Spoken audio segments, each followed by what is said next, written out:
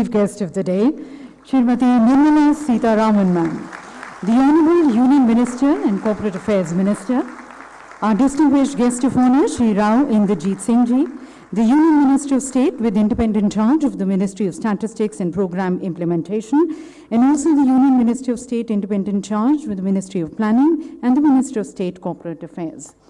Also gracing the days are Shri Rajesh Verma, respected Secretary, Ministry of Corporate Affairs, Shri Sanjay Kumar, Additional Secretary and Financial Advisor, Ministry of Corporate Affairs, and Shri Ashok Kumar, Postmaster General Operations.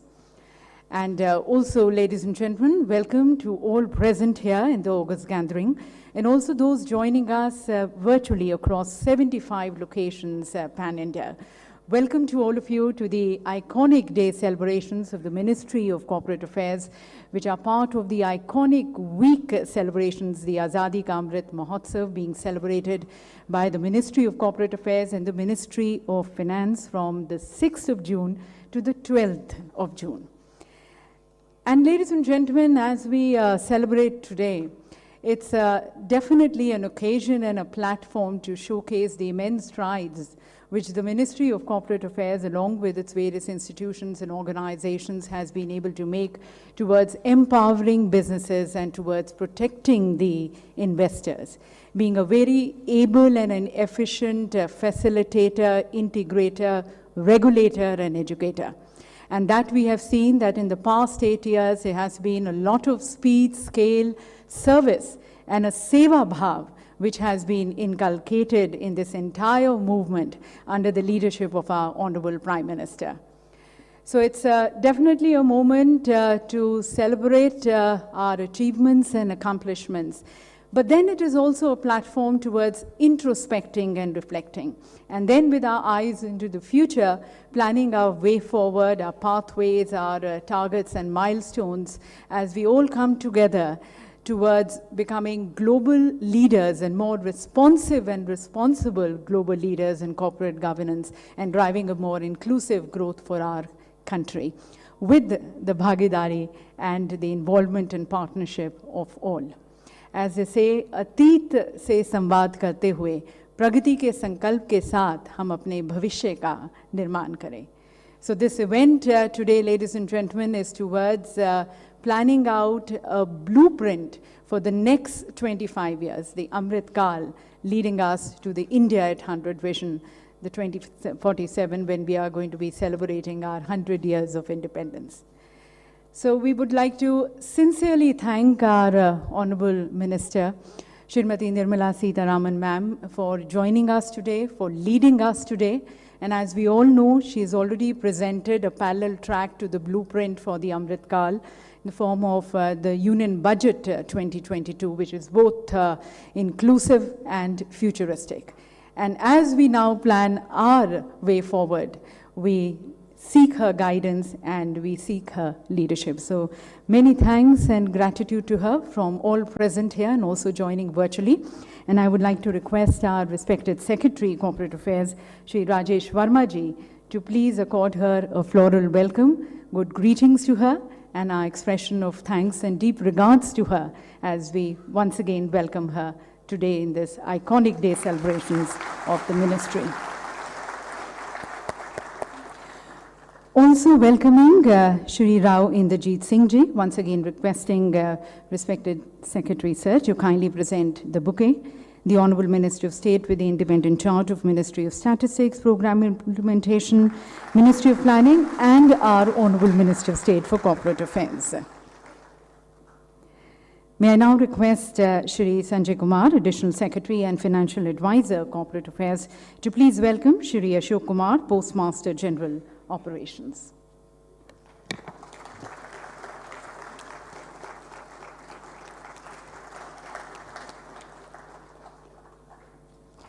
And ladies and gentlemen, as we draw this future-oriented roadmap for the ministry with all the institutions, it's definitely a beginning of many new beginnings for us and for the nation. So let's mark, as per our Indian traditions and customs, by lighting the ceremonial lamp. And may I request our Honorable Minister, Srimati Nirmala Sitharaman ma'am, along with our Honorable Minister of State, Shri Rao Inderjeet Singh Ji, and all present here on the dais to please light the ceremonial lamp.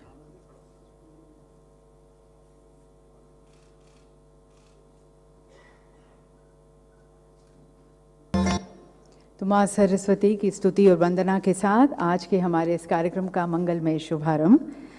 And may I now request, as we open the doors to the discussions and deliberations, requesting respected Secretary, Corporate Affairs, Shri Rajesh Verma Ji, for his words of welcome for everyone.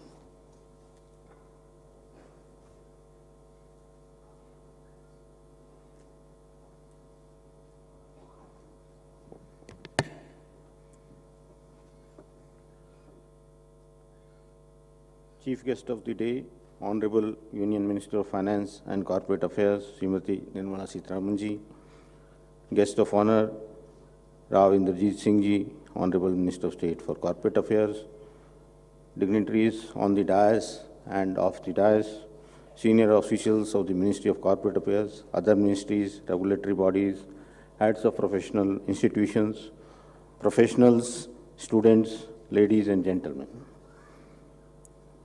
I extend my warm welcome and greetings to Honorable Union Minister for Finance and Corporate Affairs and Honorable Minister of State for Corporate Affairs for their gracious presence on this momentous day for celebrating Azadi ka Amrit Mahotsav.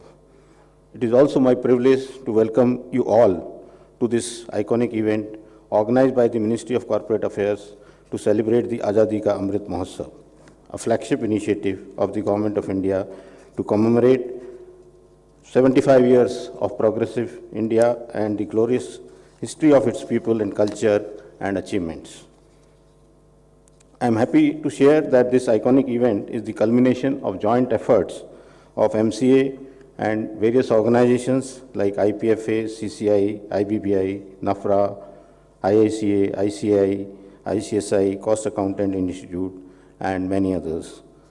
Since August 2021, more than 360 events have been conducted by various organizations of MCA under Azadi ka Amrit Mahotsav. And this week-long program, which started yesterday, we are having programs on every day till the 12th of June, and all the organizations, and we are organizing these programs with Jan Bhagidari across the country. During the iconic week, achievements and new initiatives of the ministry will be showcased. Various organizations of MCA are organizing these events. Corporates and entrepreneurs are also involved in organizing these events. They are the supporting pillars of the economy, and government has taken many measures towards ease of doing business for law-abiding corporates. During last 8 years, MCA has taken a number of measures to ease the compliance requirement on citizens and corporates and has taken several initiatives. While the IBC code was enacted during this period, CSR provisions also enabled corporates to act as a social responsible citizens and contributing to more than 1.2 lakh crore in these years. Various institutions have been established over the last 8 years like NFRA, NCLT, NCLAT, IPFA and IPPI. IPF Authority has organized more than 65,000 investor awareness programs in collaboration with various institutions. It has also entered an MOU with even IGNU for telecast of 75 programs as part of the year-long activity to commemorate the Azadi ka Amrit Mahotsav. Ministry was proactive to provide much-needed relief to the corporates and help revive the economy during COVID-19. I am happy to share that MCA registered 8% more number of corporate entities during last year compared to the previous year. The increase in the number of incorporations in companies, even during the pandemic period, was a result of various initiatives like introduction of integrated forms, Spice Plus, and Agile Pro for incorporation of companies, which has provided one-stop solution to promoters desirous of setting up a business entity in the country. We have taken various measures to decriminalize various provisions of the Companies Act as well as the LLP Act. MCA has been proactively taking legislative measures keeping in view the needs and requirements of the Indian economy. The professionals and various institutions, as extended arm of the MCA, have a leading role in advising and helping businesses and making India a global leader in various sectors of the economy.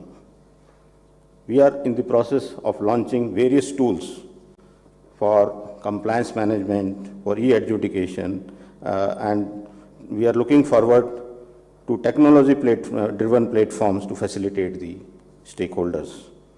MCA, in its vision to facilitate greater ease of doing business, will continue to upgrade its process, workflow, and technology to address the needs of the stakeholders.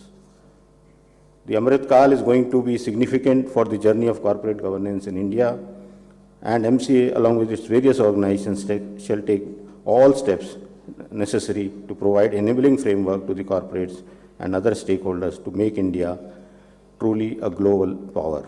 Once again, I extend my warm welcome to all of you and wish you a very happy Azadi ka Amrit Mahotsav. Thank you. Thank you, sir, for further adding the tone and context to our celebrations today.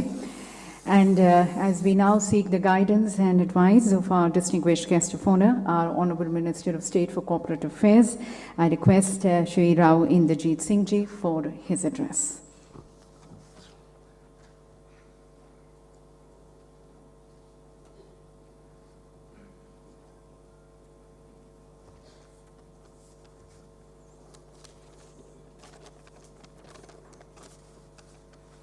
Honorable colleague and Senior Minister, Srimati Nirmala Sitharaman Ji, Secretary Corporate Affairs, Shri Rajesh Verma Ji, officers of the Corporate Affairs Ministry and other ministries, regulatory bodies, professional institutions, ladies and gentlemen. Mr. Rajesh Verma has just given a lowdown on the ministry as a whole and its regulatory bodies and the functions that they have undertaken over the last few years. With the permission of the chair, I would like to digress a little. We are celebrating the 75th year of our independence. In the lives of individuals, 75 years is a lifetime. Some may not even make it. And the fortunate few who do are on the decline. Whereas when you compare an individual's life with the life of a nation, 75 years is of little significance, especially for a country like ours. Long history, long tradition, respect globally over hundreds and hundreds of years. And they say history repeats itself. And if history was to repeat itself, can we, in the coming years, recapture what glory we once had? Let us say at the beginning of the Indus Valley civilization, 2000 years plus. India was a great nation. India continued to be a great nation for the following 1500 years. And if world economists, either from the World Bank or from universities across the globe, were to be believed, there was a time when India constituted 1/4 to 1/3 of the global economy. Till the 1500s. In the 1600s, when Aurangzeb was in India's Delhi throne, the yearly taxes into this gentleman's coffers was 100 million pounds. A sum which the so-called British Empire, on which the sun never set, could not achieve even 200 years afterwards, till the 18th century. And what happened in the 18th century? They found a foothold in India. And a small island nation exploited the resources of this vast country, which had all the natural phenomena that one would require for development. We had the Himalayas, which acted as a barrier, we had rainfall, we had agriculture, we had peace. And because of that, India not only survived, proliferated, and became a world economic power. Now, like I was saying earlier, 100 years in a nation's life is a very small amount of years. But because of technology, 100 years, say in 2022, cannot be compared with the 100 years in 1000 BC. Development is now going on at a geometrical space. And what we hope to achieve under the guidance of a Prime Minister and of course the Finance Minister under Mrs. Nirmala Sitharaman and all the able officers represented here is to multiply that geometrical progression further, leapfrog those development years. We missed the Industrial Revolution, but can we leapfrog that Industrial Revolution and find our rightful place in the Committee of Nations in the next 25 years? The possibility is there. The statistics are there. The question is, are we willing to put our shoulder to the plow? For the next 25 years, can we dream and can we fulfill that dream is what the 75th year of our independence celebrations is all about.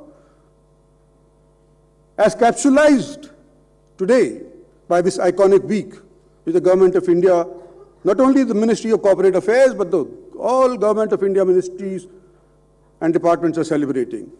And just to buttress my point, I would like to put forth a few statistics.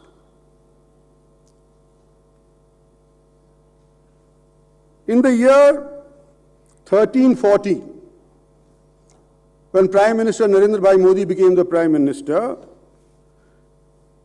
India growth was at 6.4%. In the year 21-22, as the latest report says, our growth, the growth of our GDP is 8.7%. The intervening 2 years, 3 years of COVID, in spite of that, we have reached a target of 8.7%, which was before we took over the reins of power in India. And when we compare ourselves with the rest of the world, who also undertook this arduous journey of fighting COVID, how have they performed and how have we performed? If we take a balance, then we realize that we are a little ahead of the rest of the world, including developing countries, except China. Well, I will not mention China because they have been able to control their population. Somehow, we still have not been able to address the population issue in the way that it should have been addressed. In the beginning of the 15th century, China was a few percentage points behind us. Today, it's it's leapfrogged many percentage points ahead of us. And my personal view, of course, is that it is attributable to the large population that has come about over the last 50 years. But getting back to what I was talking about, India today is developing at 8.7%. This is the projection. By 2030, it will have progressed at 14.3. By 2040, it will have progressed at 20.8% annually. USA, in 13-14 financial year, had a growth rate of only 1.8%.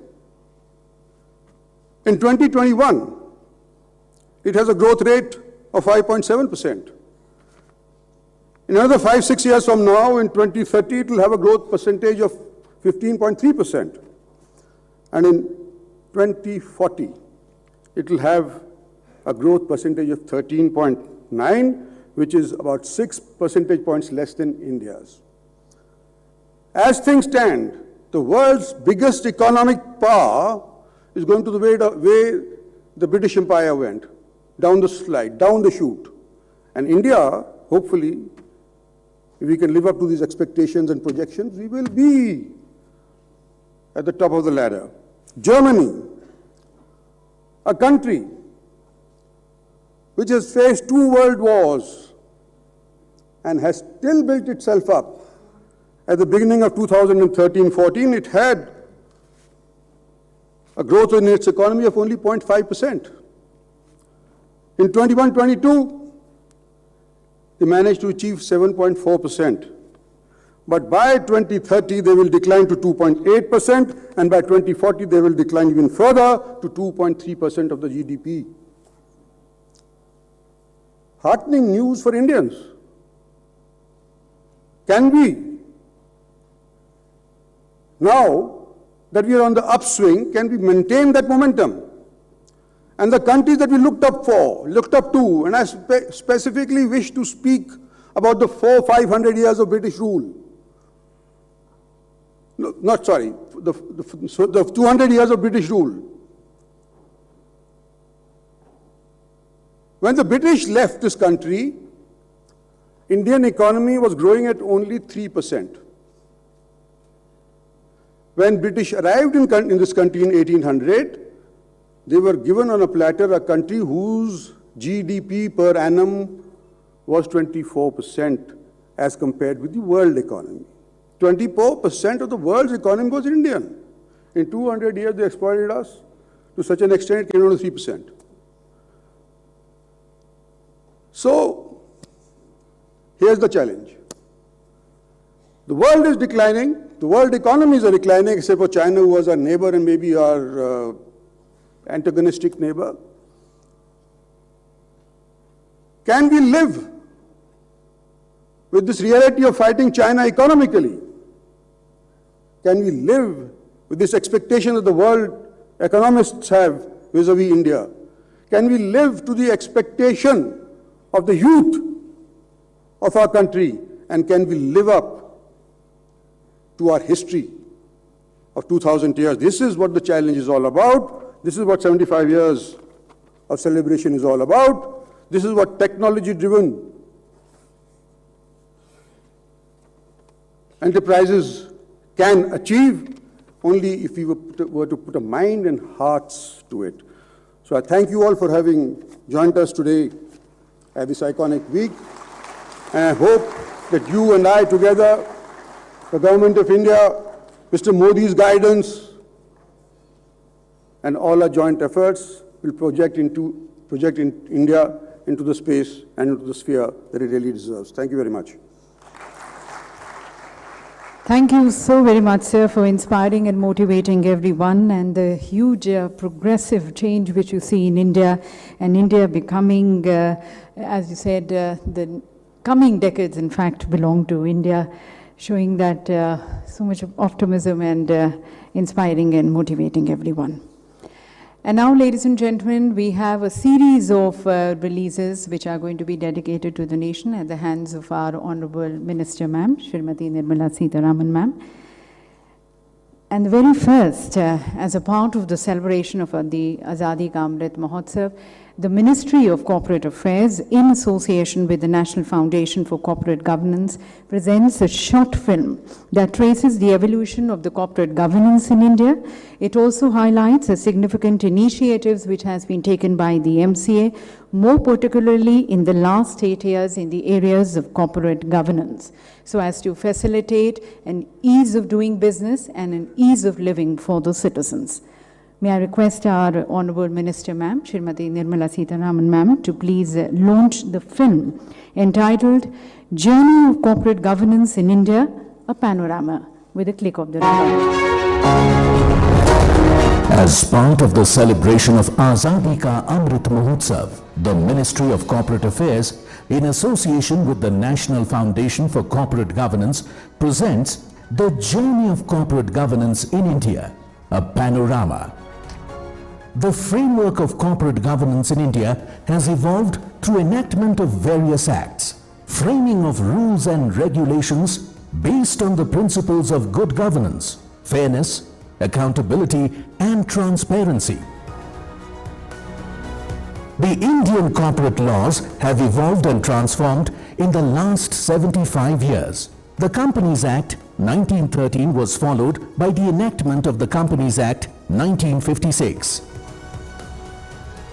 The economic policies introduced in the 1990s expanded the role of the corporates in various sectors, while the economic model shifted from command and control to a facilitative and entrepreneurial approach. The government in the past has taken various measures for putting in place a robust corporate governance framework. Recommendations made by various committees like Kumar Mangalam Birla Committee, Naresh Chandra Committee, Narayana Murthy Committee, Dr. J.J. Irani Committee culminated in the enactment of the new Companies Act 2013. A number of regulatory, statutory and non-statutory bodies were established, which included the National Foundation for Corporate Governance, the Serious Fraud Investigation Office and the Indian Institute of Corporate Affairs. These steps were supplemented by complete digitization of corporate registry through first mission mode e-governance initiative in India, the MCA 21. To cater to the philosophy and needs of a liberalized economy, the erstwhile MRTP Act 1969 has been replaced with the Competition Act 2002. In 2008, the LLP Act was passed to provide a new statutory framework to conduct business. Keeping in view the ease of doing business and ease of living, significant measures have been taken in the last 8 years in the area of corporate governance. Corporate social responsibility or CSR has been mandated for a certain class of companies with effect from April 2014. In the last 7 years of implementation of CSR laws, companies have spent more than 1.20 lakh crore rupees in different activities. The dissolution of the Company Law Board led to the constitution of National Company Law Tribunal and the National Company Law Appellate Tribunal to bring Indian insolvency framework at par with global standards. The Insolvency and Bankruptcy Code 2016 was enacted. In 2016, the Investor Education and Protection Fund Authority was established to educate and protect the interest of investors and refund the unclaimed dividends and shares to the rightful claimants. National Financial Reporting Authority was set up for promoting high-quality accounting and auditing standards. With the objectives of building capacities and professionalization of independent directors, a national-level repository in the form of Independent Directors Data Bank was created in 2019. As part of digitization, the Central Registration Center was established for incorporation of companies and LLPs. Spice Plus, an integrated web form, has been launched, offering multiple services to the newly incorporated companies, thereby saving many procedures, time and cost for starting a business. To facilitate ease of doing business and ease of living to the wealth creators and declogging the courts, various provisions of the Companies Act 2013 and LLP Act 2008 have been decriminalized in the last 3 years. During the COVID-19 pandemic, various policy measures were taken to enable the companies to function without any disruption by allowing the board and general meetings to take place through video conferencing or other audio-visual means, allowing e-voting, etc. Relaxation was also given under the Insolvency and Bankruptcy Code. Simplification of laws, digitization and transparency have resulted in India being seen as an attractive destination for investments and doing business. The aim and resolve now is to become the global leader in corporate governance through involvement and partnership with all stakeholders when India celebrates her 100 years of independence in the year 2047.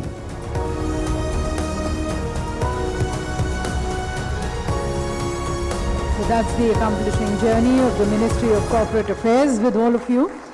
And now, ladies and gentlemen, we have the release of the investor oath, which is now going to be seen and witnessed by the present and the prospective investors, by all of you present here, and also those joining us virtually at 75 locations pan-India. This oath inculcates and instills a spirit of being responsible investors and contributing to nation building. May I once again request our Honorable Minister Ma'am, Srimati Nirmala Sitharaman Ma'am, to please release the investor oath with the click of the remote.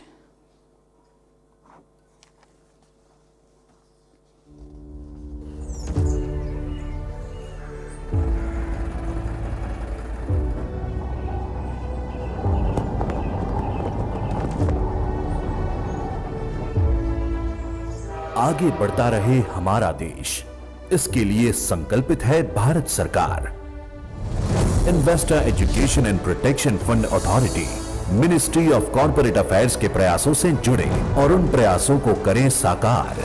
आइए ले संकल्प ताकि एक सुदृढ़, सुरक्षित और सशक्त राष्ट्र ले सके आकार।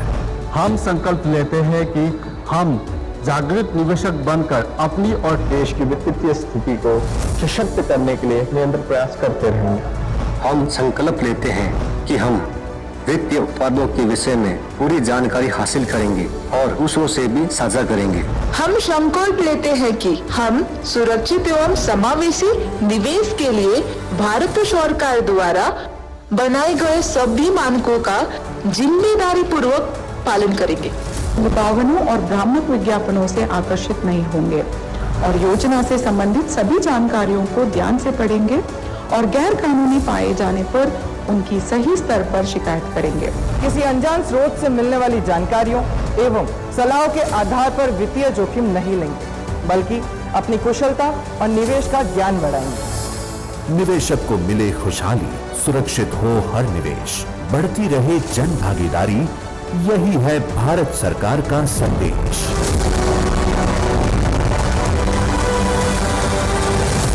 That's the sankalp, the commitment coming from everyone. And we now have the release of my stamp on financial literacy and investor awareness. May I request Shri Ashok Kumar, Postmaster General Operations, to kindly present the first copy of the album of my stamp to the Honorable Minister Ma'am, Srimati Nirmala Sitharaman Ma'am, for the release.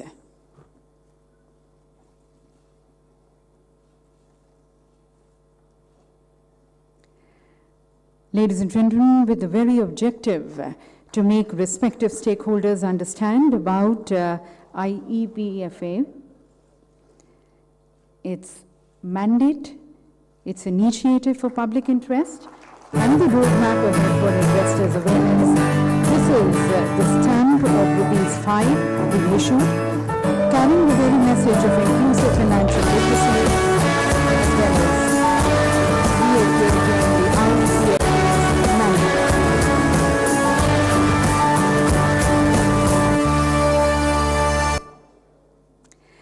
And IEPFA is also coming up with a very unique initiative for the senior citizens aged 75 and above.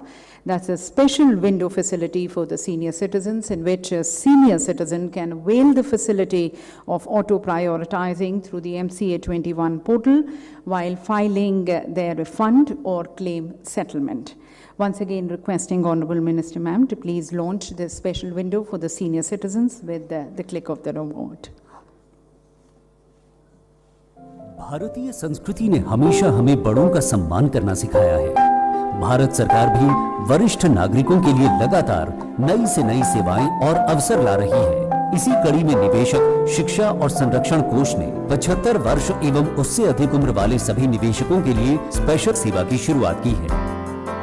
IEPF समय समय पर देश के विभिन्न राज्यों में conference के माध्यम से SMS सर्विस द्वारा अखबारों में संदेश देकर अपने सोशल मीडिया हैंडल्स पर एवं टीवी और रेडियो के माध्यम से वरिष्ठ नागरिकों को सही निवेश और फ्रॉड स्कीम से अपना धन बचाने की जानकारी दे रहा है। इसके अलावा उनकी सुविधा के लिए निवेश की सही जानकारी और क्लेम का स्टेटस जानने के लिए एक ऐप भी लॉन्च किया है। क्या कर रहे हो पापा? कुछ नहीं, ऐसे ही छोटा सा काम कर रहा हूँ। कौन सा काम पापा? मेरे कुछ शेयर सर्टिफिकेट्स हैं, उनका क्लेम लेना है, तो उन्हीं का फॉर्म भर रहा हूँ। लेकिन पापा, क्या इसके लिए फिजिकल डॉक्यूमेंट भी जमा करने होंगे? किस जमाने में जी रहे हो बेटा? ये डिजिटल इंडिया है, सब काम ऑनलाइन होता है। और अपना investor education and protection fund authority भी डिजिटल हो गया है। और यही नहीं, 75 वर्ष के सभी निवेशकों के लिए एक हेल्पलाइन नंबर भी जारी किया गया है, जिससे घर बैठे बैठे आप अपने क्लेम का फॉर्म आसानी से भर सकते हैं। दादाजी, क्या मैं भी आपके साथ कर लूं? हो गया।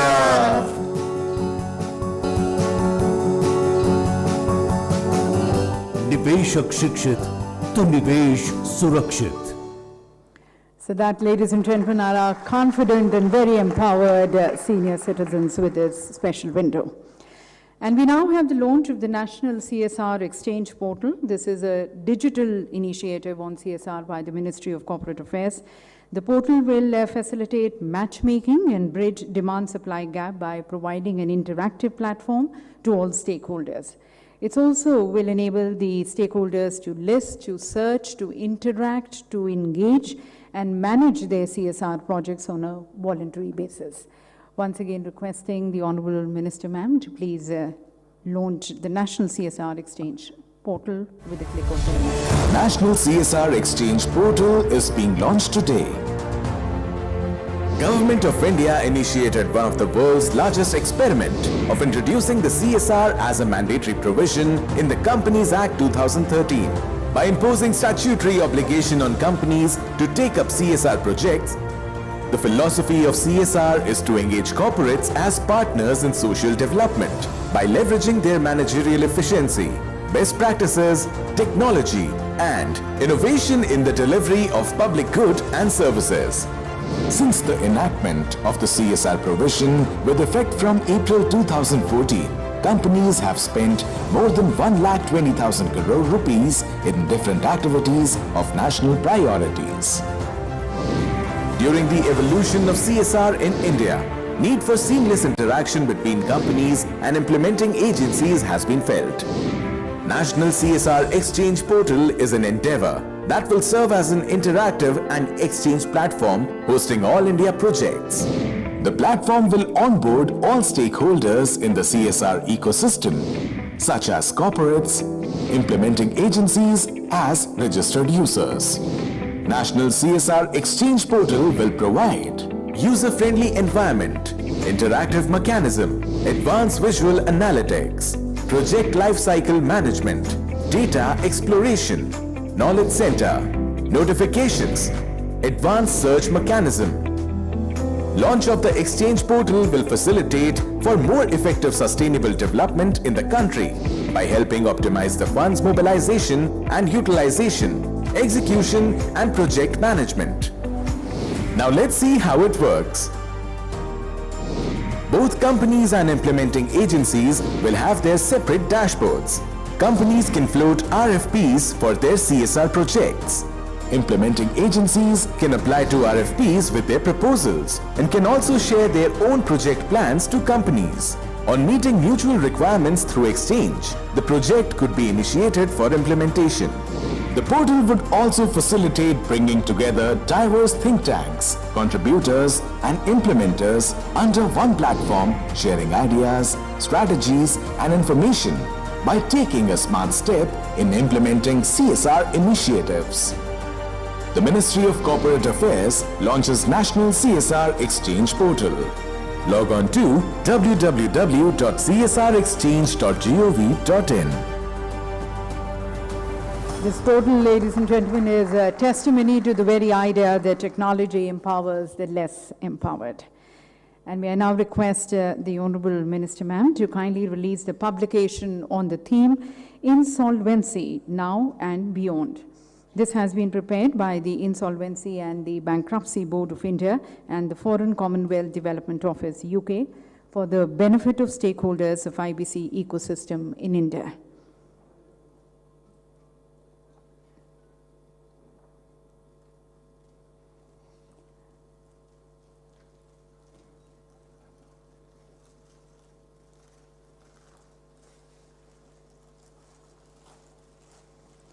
This publication, ladies and gentlemen, is a compilation covering UK experiences and best practices on the emerging areas and also the issues under the insolvency ecosystem in India.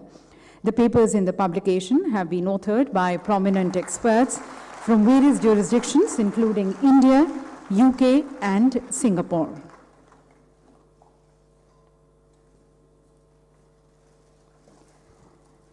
Ladies and gentlemen, IBBI, in collaboration with mygov.in and BSE Investors Protection Fund, had conducted the third National Online Quiz on Insolvency and Bankruptcy Code 2016.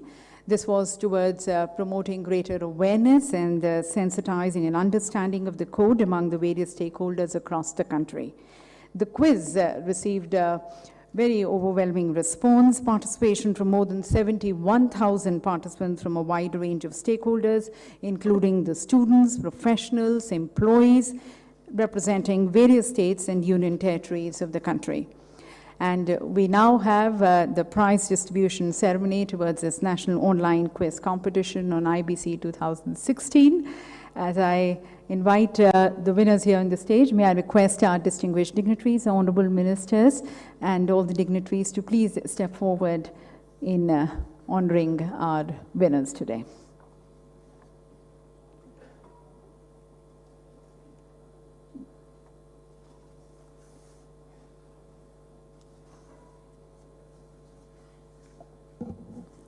So there are three awards or prizes which are going to be presented here. And we are going to be starting with the bronze, going bottoms up. So the second runners-up, ladies and gentlemen, is Pankaj Ninwani, who's conferred with a bronze medal, along with a cash prize of 25,000 rupees.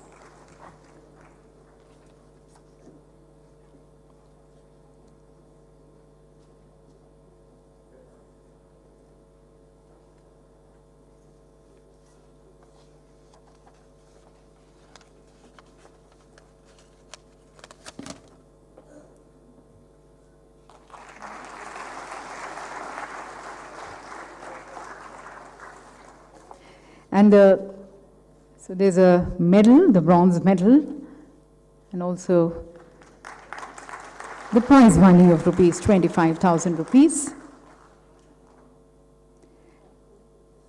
And now the first runner-up.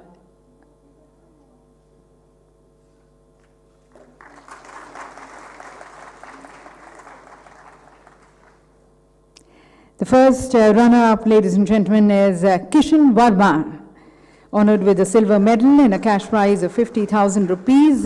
He's not been able to join for some reasons, but we have Shri Raghav Maheshwari joining us here on the stage to accept the award on behalf of Kishan Verma, the first runners-up, conferred with a silver medal and a cash prize of 50,000 rupees.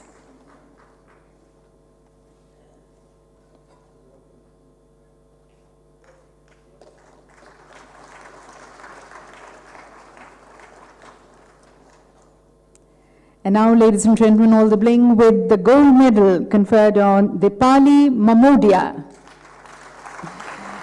She's been presented a gold medal along with a cash prize of 1 lakh rupees. So this was a national online quiz which was organized on Insolvency and Bankruptcy Code 2016, and the three winners, the best of the best three winners being recognized here.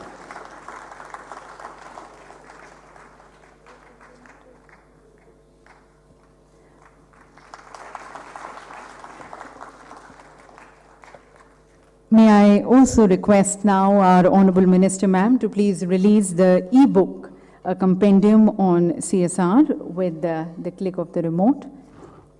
Can we have...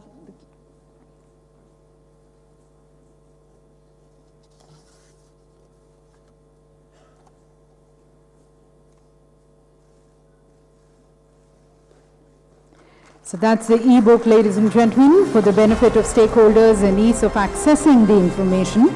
The Ministry of Corporate Affairs has compiled all the existing knowledge resources on CSR, that is the CSR provisions of the Companies Act 2013, the company's CSR policy rules, Schedule 7 of the Act, various clarifications and the facts issued by the Ministry.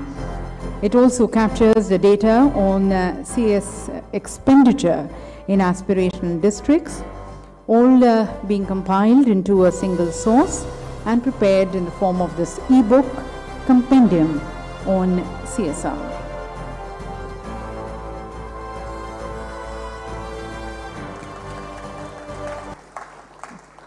So thank you to our Honorable Minister Ma'am for releasing these various publications and the other launches, and also for honoring the quiz winners.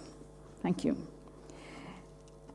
And now, ladies and gentlemen, as all of us are eagerly awaiting to be guided and to be led by our Honorable Minister, may I request Srimati Nirmala Sitharaman Ma'am, the Honorable Finance and the Corporate Affairs Minister, to please address the august gathering.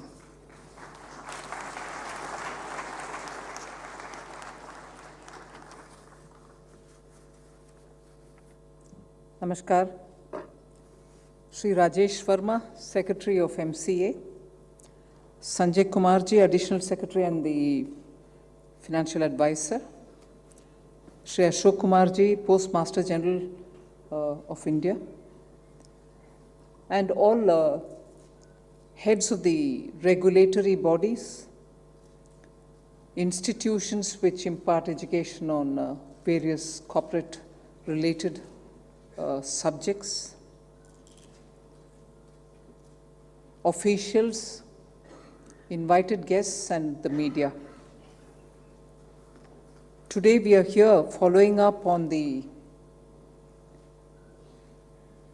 inauguration which the Honorable Prime Minister did yesterday, both for the Ministry of Finance and also for the Corporate Affairs, which during this week will be celebrating the Azadi ka Amrit Mahotsav. In other words, taking the opportunity to be able to communicate with the people of India as to how this journey of 75 years has been, what role that the ministry has played in the lives of Indian citizens for the 75 years, and also putting before ourselves what the next 25 years are going to be when India reaches the 100th year of India's independence. So actually speaking, this is a very important phase in free India's life, where government comes before its citizens, even as it marks 75 full years of its independence, to say what these 75 years have been in governance, in being accountable, and in being responsible towards making the lives of citizens better. So, Honorable Prime Minister had started this Azadi ka Amrit Mahotsav in 2021 in March, when he participated in the Salt Satyagraha once again in Dandi. And from then, 75 weeks up to August 2022 will be part of the Azadi ka Amrit Mahotsav. However, of course, even after August this year, till August 2023, Azadi ka Amrit Mahotsav will be continuing, so that we are able to do so many different things. Recall the sacrifices made by the freedom fighters. Who were they? Which regions they belonged to? What kind of sacrifices they did? Does this younger generation have the same opportunity to know and appreciate them? As much as also saying what kind of challenges this country has faced from 1947 till today, and despite all those challenges, have reached where we have reached today, and where we have reached today. I'm sure all of you all will agree, subject to some conditions, that it is something about which Indian citizens can feel happy and proud about, that despite all the differences, despite all the challenges, despite all future problems that we may have to overcome, we together as a country, center and states, people from all different regions, have, as a democracy with all the rights intact for individuals, have pulled along to reach where we are today, and therefore it is important for us to pause for a minute and look back and see what these achievements have given us, or the challenges that they have posed us, and how to take us forward in the next 25 years. Whilst I'll be part of Corporate Affairs Ministry and also the various departments in the Finance Ministry, I think the Corporate Affairs Ministry is uniquely placed in dealing with this Azadi Ka Amrit Mahotsav. It is uniquely placed because it's a regulatory ministry. It has under it so many very critical, very important regulatory bodies. And as we saw in that picture which was shown about MCA and its contribution in the last 75 years in its various different avatars, it clearly shows, though it's a regulatory ministry largely,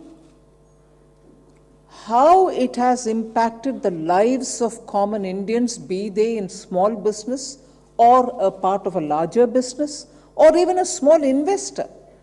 How during these 75 years, catching up with what's developing, the ministry has evolved the various instruments through which it relates to the common Indian citizen.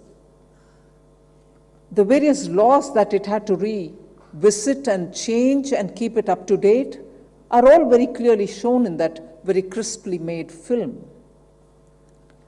But I would certainly say that while the rest of the departments of Finance Ministry also have their own complex relationship with the citizens of India, Ministry of Corporate Affairs is certainly uniquely placed while facilitating even as it is regulating.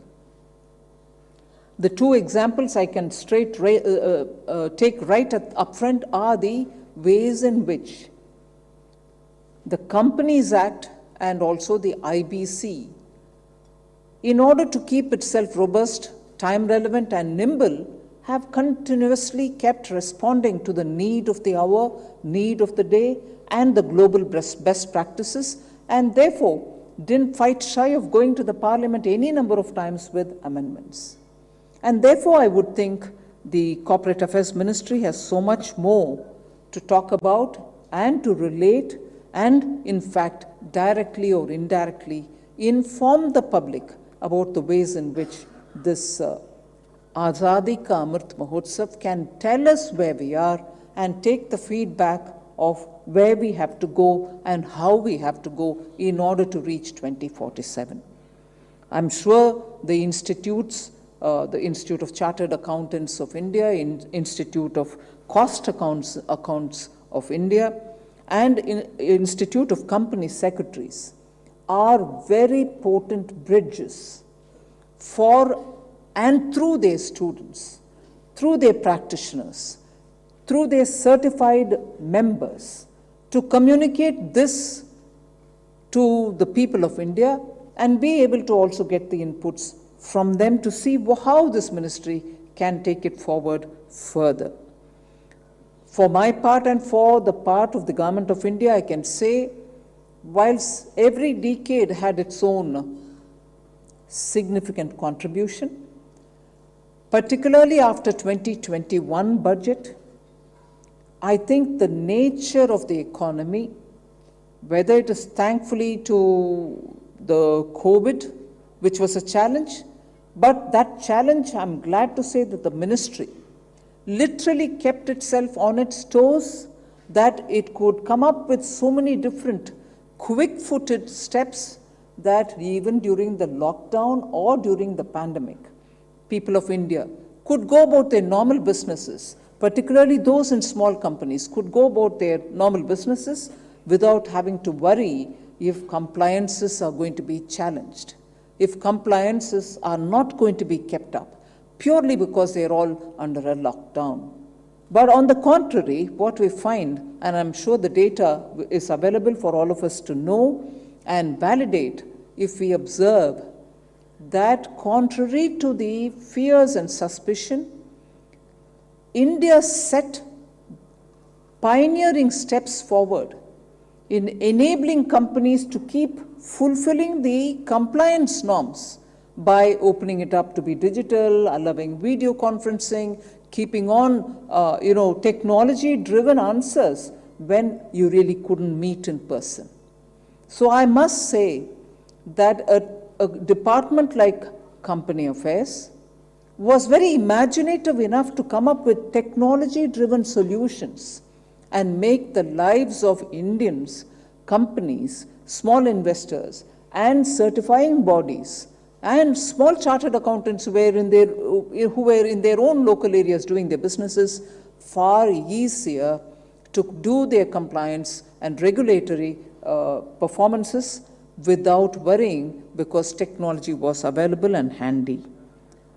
Now, if that was the case from 2020, 21 and 21, the budget of 22, in fact, looks forward for the Amrit Kal, for the next 25 years. And in that too, I'm sure the Corporate Affairs Ministry will be able to take forward quite a few of their forward-looking and out-of-box thinking steps. And I would say, if each of the earlier decades had its own character, the decade of 2020 upwards to 2030 or even further is so distinctly infused with digital methods. No wonder, therefore, in the budget of 2022-23, we had so many announcements, all of which are digital, whether digital currency, digital university, digital banking, and looking at ways in which we can further strengthen digital payments. Therefore, I would think this decade for the MCA, adapting to the digitized performances, which is going to make our lives easier, is going to be one big challenge.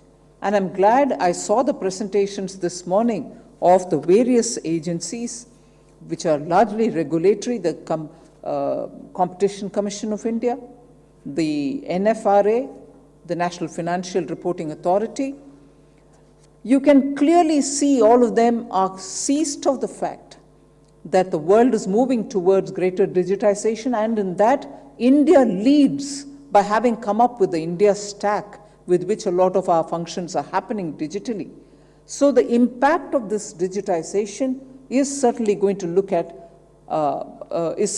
have an impact on the markets. And if it has an impact on the markets, obviously the Competition Commission or the National Financial Reporting Authority will all have to be ahead of the curve to see where the regulations will have to fall in place, where the regulations should be soft touch, where the regulations will have to be deterrent strong enough. And therefore, I think this feature that the next 25 years will be digital and driven by digital considerations, because that's become now a habit, good habit, easy habit. We need to have agencies ready to be able to gauge what that is going to do to fair, accountable, and transparent practices. And therefore, I would seek to draw the attention of all the regulatory bodies to be seized of this fact, that this is now going to pervade all aspects of our society. We cannot be behind the curve, the regulators will have to understand at what level and with what effect you need to come in. And you have to be well advanced in understanding the situation rather than be caught unawares. This also, of course, gives the challenge of digital, the black dark world, which can do things in the digital arena, which can itself be a big threat.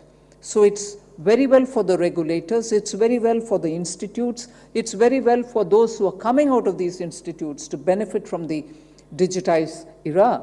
But we also need a strong manpower, which is going to be constantly looking at ways in which they can evolve the firewall mechanisms which are so required to safeguard the digital enabling platforms, the digital world that we have created for our convenience now. And the convenience has been tasted by every Indian citizen, in the smallest in the villages or even the most sophisticated in institutions. Now, every institution, therefore, I would think, will have to equally give attention to experts who will have to be with you on a constant basis, understanding the challenges where they come from, and strengthen and make robust your firewall mechanisms. Or else that which made our lives easy, that which is making our lives continuously easy, can itself become the biggest handicap if we are not able to prevent any unforeseen disaster that can be in the name of a hacker or a person who can misuse this technology, which is today so full of promise, but it shouldn't become a deterrent. Now, there are just two things that I'd like to draw the attention of the August gathering here today. During the pandemic,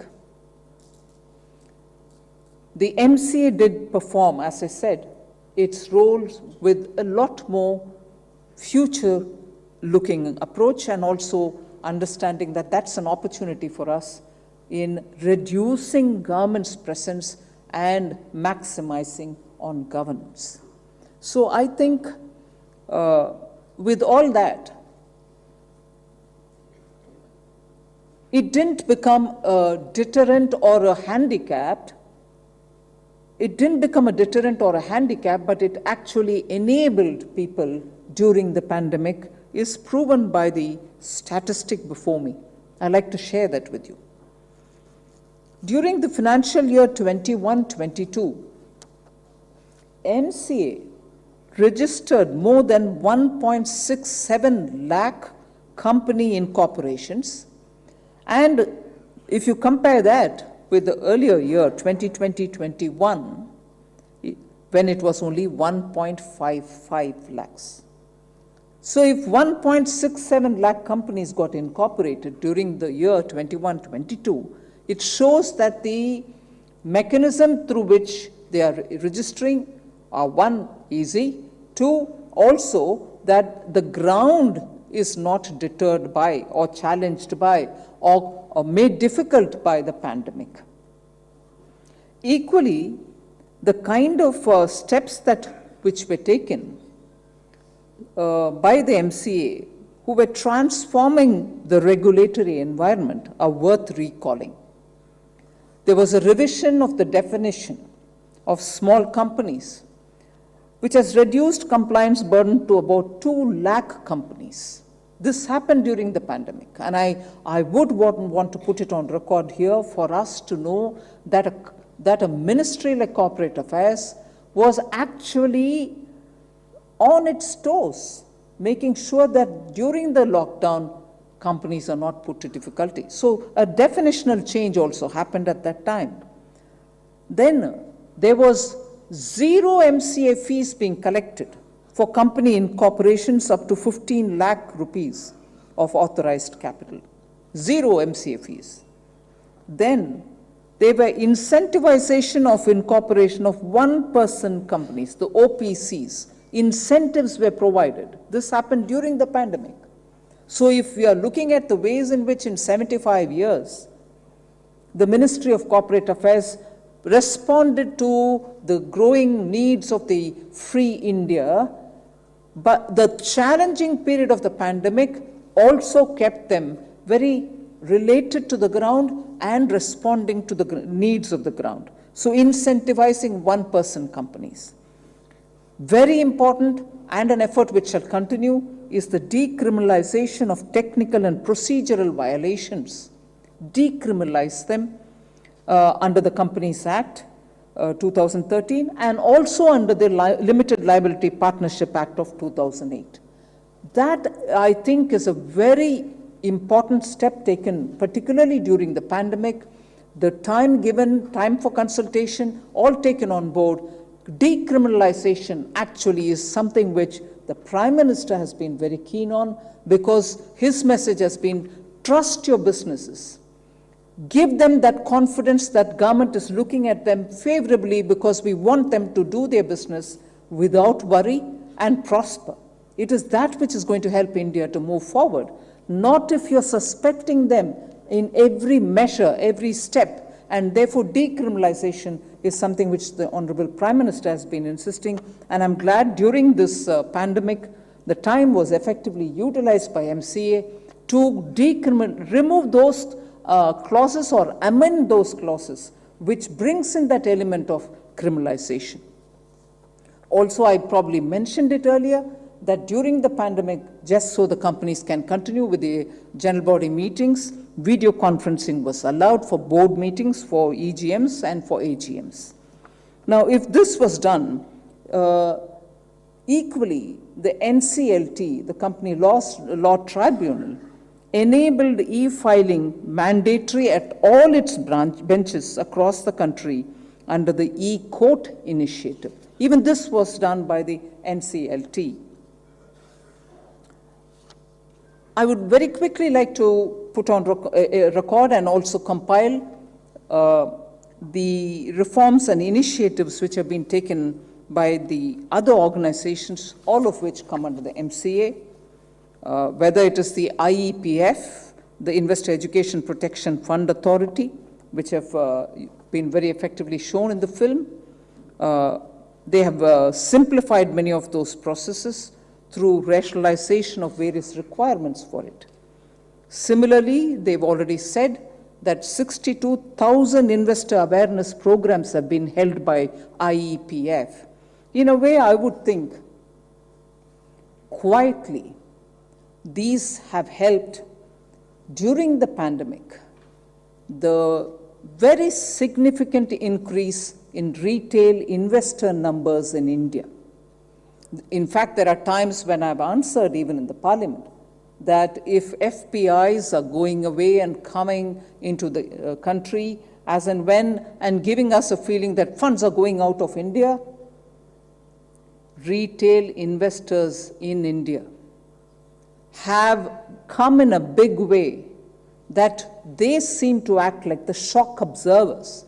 If FPIs went away, FIIs went away, our markets did not really have to show the ups and downs in a very distinct way, because the small investors in the country have come in a big way, trickling into the country.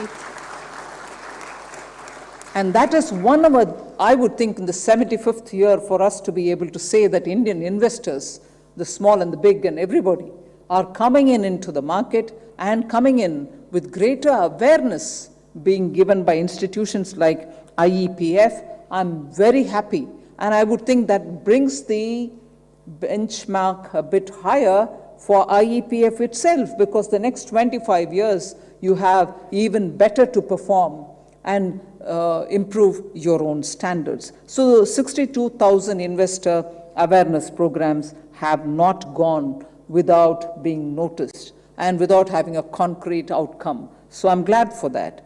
The Institute of Corporate Affairs plays a significant role also in supporting organizational reform and in capacity building, also under the MCA. So I think the Amrit Kal, we have quite a few number of institutions under the MCA who are going to have to build a lot of information platforms and get in touch with citizens of India to say what you're up to. IACA, the Corporate Affairs Institute, also has done a policy advisory function which has helped us to, be able to change the IBC, deliver on very many of these corporate social responsibility related matters. I can see the members of IICA seated there. Your role is very significant and you have to keep performing much, much more there.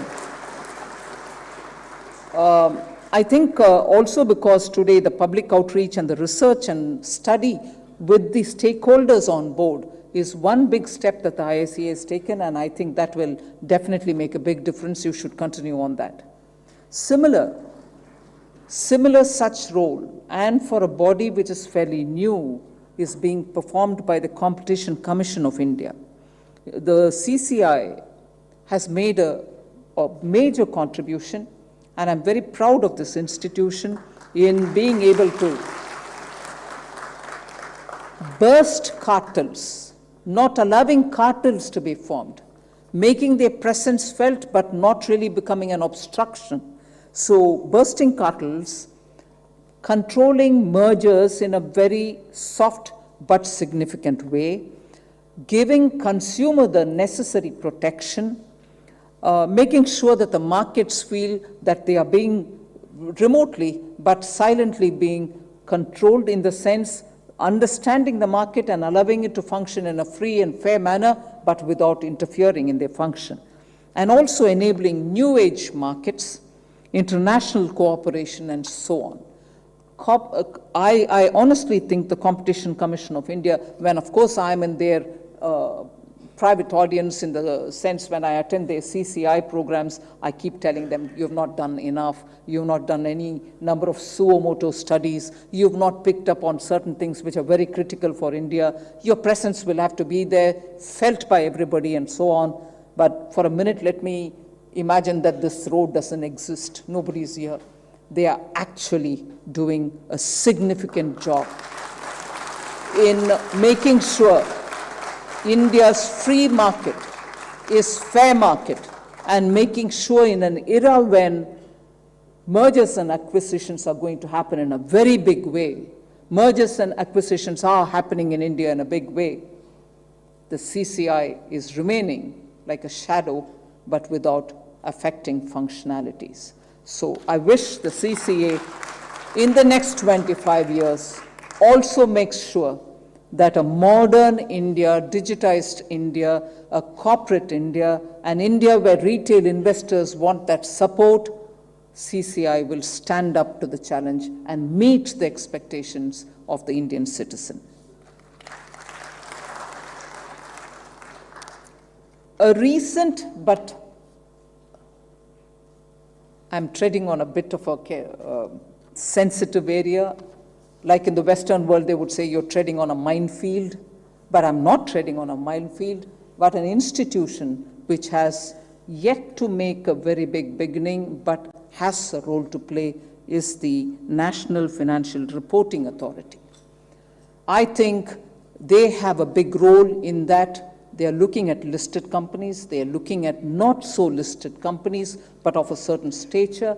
They're also looking at firms, and they should also expect that the government will also come up with requests on certain companies on which I would want them to understand the significance as our institutions abroad.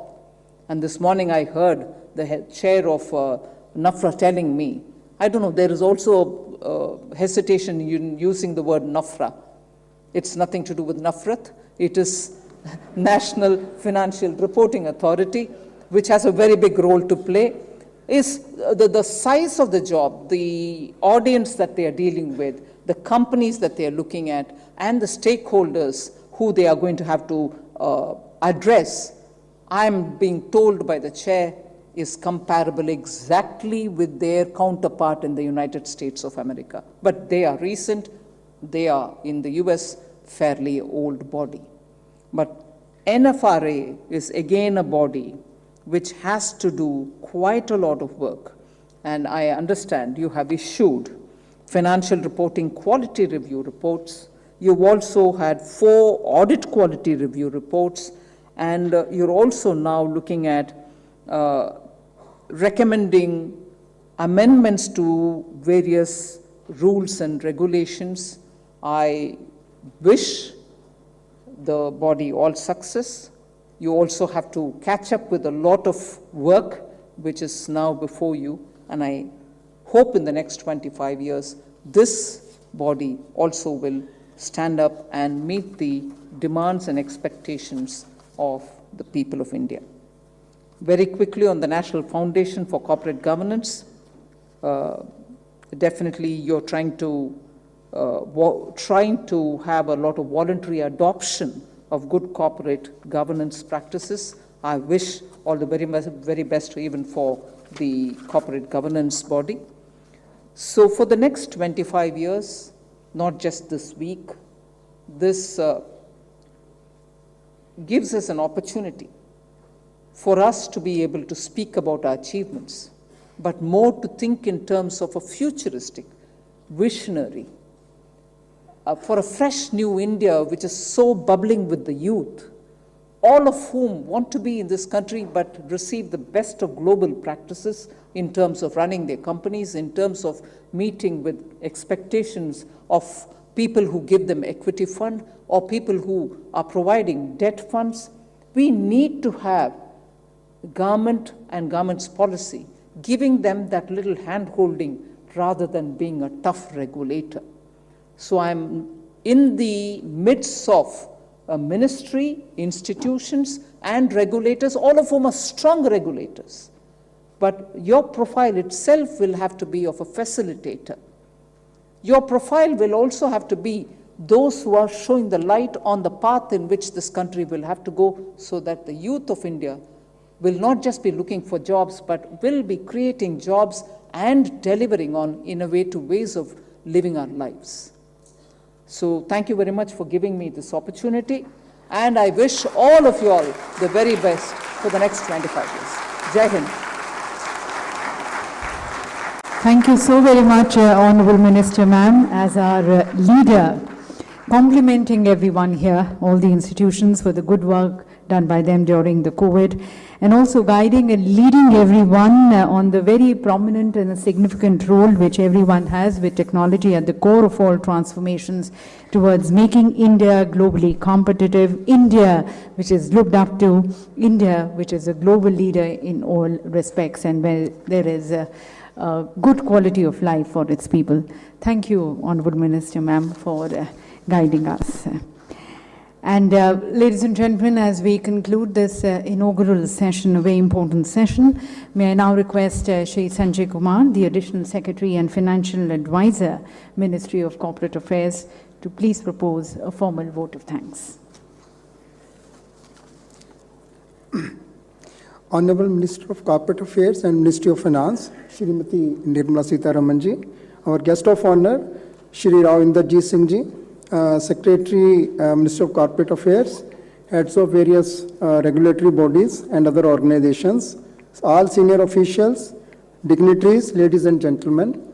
At the outset, I would like to offer my sincere gratitude to Ma'am, Honorable Minister, on behalf of the entire MCA family, Minister of Corporate Affairs family,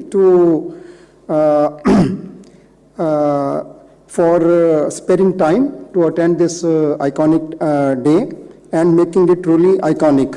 Ma'am, we can't sincerely thank you enough for sparing your valuable time and motivating us with your gracious presence and by your truly inspirational speech, ma'am, emphasizing on good governance, backed by technology and more transparency. Ma'am, you have kindly mentioned some of the good works done, some of the achievements made during last 2-3 years. All this has been possible with your kind guidance and encouragement only, ma'am.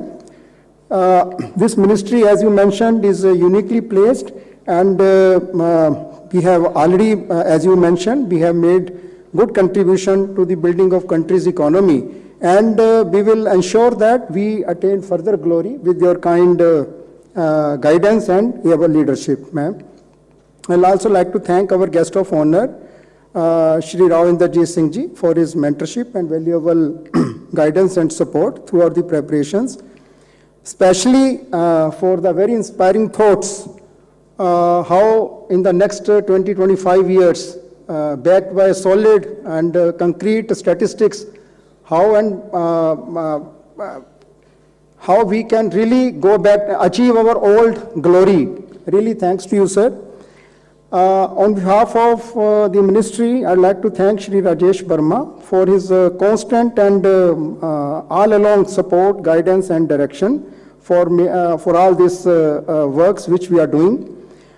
I would also like to offer my sincere gratitude to all the dignitaries, all the guests and invited panelists for the upcoming technical and plenary sessions, for accepting our invitation and adding value to this iconic ceremony.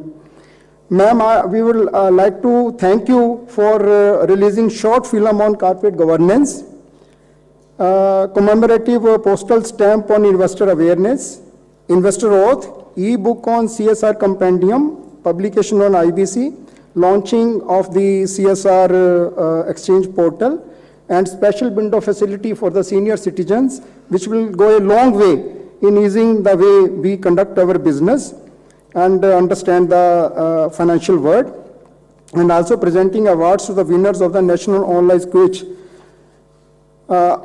Last but not the least, I would like to thank Shri Manoj Pandeji, our Joint Secretary, and each and every staff and member, distinguished guests, officials, professionals, students, ladies and gentlemen, whose sincere and tireless efforts and participation has made it possible to make this event a grand success. Thank you, everyone. Jai Hind. Thank you, sir. And with that, ladies and gentlemen, we conclude the inaugural session, thanking once again our honorable ministers and all the dignitaries here on the dais, all present in this August gathering also, and also those joining us virtually across 75 locations in the country. May I request you all to remain at your respective seats, for we are going to be moving into our next session, the first technical session. Yes, please allow us just another 5 to 10 minutes. Probably we can have a small stretching break and a bio break, and then 10 minutes, 12:20, we'll start with our technical session. The first technical session, you can be seated by 12:15, so that we are in time for our technical sessions. 5 technical sessions we have today, 1 pre-lunch, 4 post-lunch, and we are going to be concluding the day with the plenary session at the end. So just 10 minutes of short break. There is no tea, but yes, stretching break. And if I can just request the stage to be set for the next session, please. Thank you.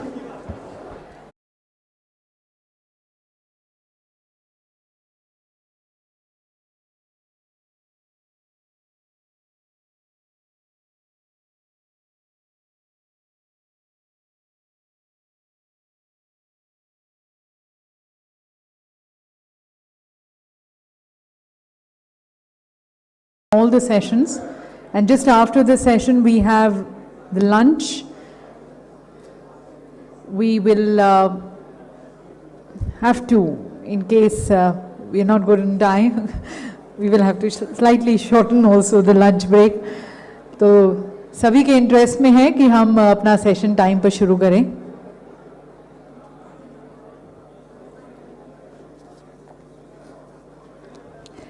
So we have, as I mentioned, 5 technical sessions on different topics. We've already, and as the Honorable Finance and the Corporate Affairs Minister, Honorable Minister Srimati Nirmala Sitharaman had also mentioned that we need to build on creating more investors' awareness, protection for our investors, driving a more inclusive economic growth for the country. So towards that, we have our very first session, the technical session.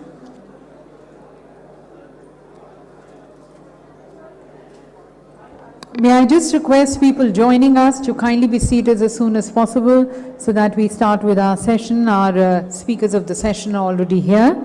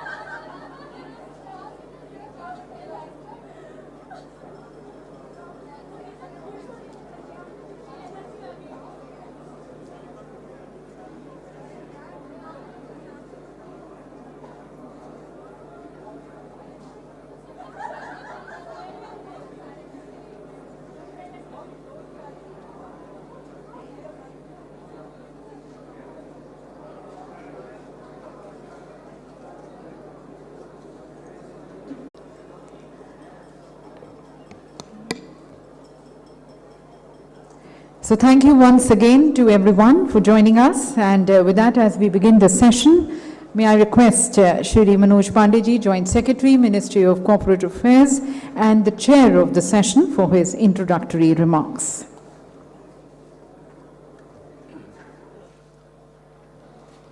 Thank you very much.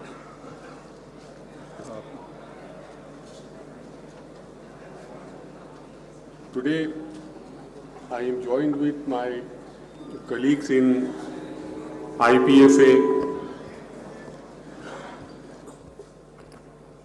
board, Shri Gopal V. Kumar, Shri Rakesh Jain, Shri G.P. Garg, and Shri Anil Kumar Sharma, and also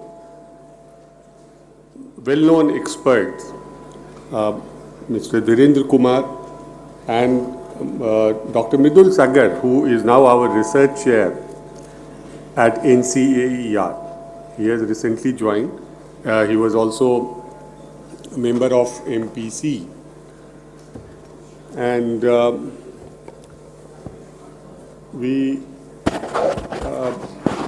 in fact, as part of deliberation, we also will be joined by well-known consumer activist, Shri Bejon Mishra. The context setting, the moderation will be done by Shri Gopal V. Kumar of this session. But let me set the context. You would all be aware that in year 2016, Investor Education Protection Fund Authority was established. The twin objectives of this authority are: one, refund back the dividends and the amounts which come back to the Consolidated Fund of India if they remain unclaimed for 7 years. Earlier, they were not refunded back to the claimants. Government took a big step and said we should refund back the amounts and dividends to the rightful claimants, if there are rightful claimants and they are coming forward. Second, the bigger step was the underlying shares. Now, underlying shares also are coming to Investor Education Protection Fund Authority, and they are lying in our demat accounts. Now, dividends, amounts, and the shares combined together would be a huge sum to a person. Because of some reason or other, he is not able to claim from the companies. Maybe because of change in address, maybe because of inheritance issues, maybe because of death in the family, there were legal heirs who want to claim. The process started in 2017. And we have today huge number of shares and huge amount of dividends and amounts lying with us. The challenge is how to trace out the claimants and how to spread the message that please claim those amounts, please claim the shares. That is one objective. The second objective, which Honorable Minister also mentioned, is about spreading awareness about importance of investment and also regarding Ponzi schemes. In rural areas particularly, people have fallen prey to those Ponzi schemes, and we are helped by several institutions like CSC governance, India Post Payment Bank, representatives are here from those institutions, Nehru Yuva Kendra Sangathan. So we have taken support of all these institutions, going among youth, going to rural areas, going to semi-urban areas, explaining them through short videos, through short films, through documentaries, through literature, through regional literature in several regional languages, Investors Handbook, and also going to states and organizing conferences. We organized one at Bhubaneswar, second at Dharamshala, third recently at Guwahati. Why? Because we have found that people have fallen prey to the Ponzi schemes, they are getting duped, and at the same time, we are also encouraging that invest wisely. It's wise to invest, and what are the right products to invest? With these two twin objectives, as Honorable Minister has also said, we have now conducted more than 60,000 investor awareness programs in last three years. We are a new organization, established in 2016, started working in 2017, and within next 2-3 years now, what we have done. When we started in 2017-18, the number of claims filed were around 12,000 or 13,000. Today, the claims which have been filed before us have crossed 87,000. Why? Because we are settling the claims also. We have disposed 50,000 plus claims, approved last year only more than 12,000 claims. The claims which are pending with companies and the claimants, we are asking them to file e-verification report. It is all digital, no physical documents are required. It's digital filing is happening, and through digital processing, the shares are refunded back to the claimant's demat account, and amounts are getting transferred to the claimant's bank account. We have so far refunded about 1.63 crore number of shares. It's not a small amount.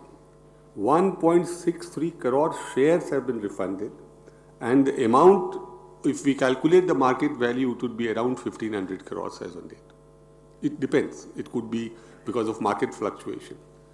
Similarly, dividends have also been transferred to these now 28,000 plus claimants.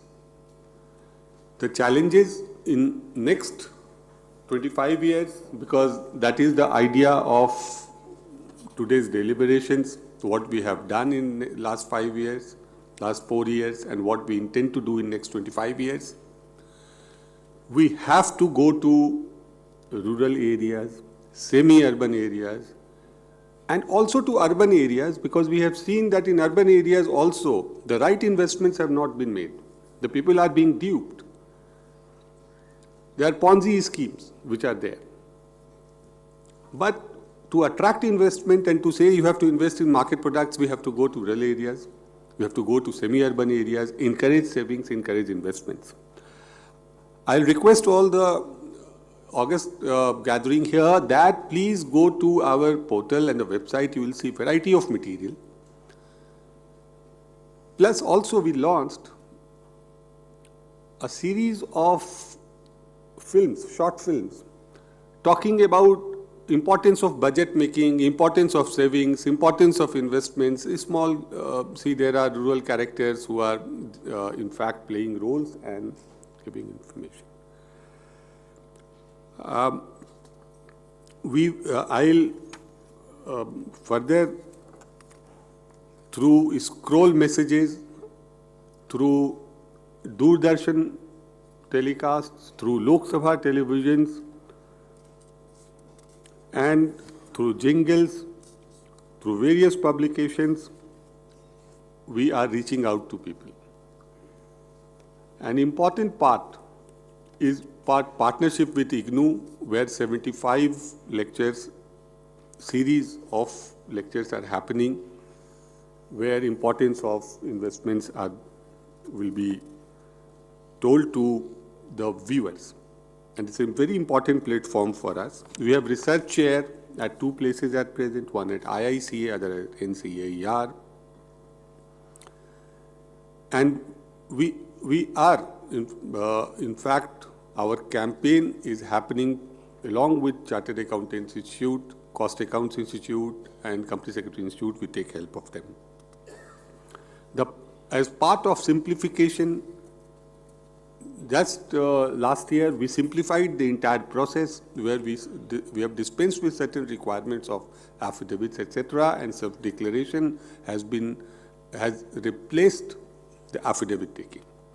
So it's a simplification of claim process has happened, and today we have launched the single window facility for 75 years and above. Because what we have seen, we used to get a number of calls that we are retired, our claims are, we have heard that our shares are lying with IPFA. The company has told us that because of change in address, the dividends and the shares have transferred to them. So we have now today we are starting a dedicated facility for them. We will reach out to them and we will help them in filing the forms. We will call them back. We will ask that, okay, you send your requirements on this email. We will reach out to you. With these words, I'll hand over the session's deliberations to Shri Gopal V. Kumar, an expert in actuarial matters and financial matters, who will be moderating the session. Thank you very much.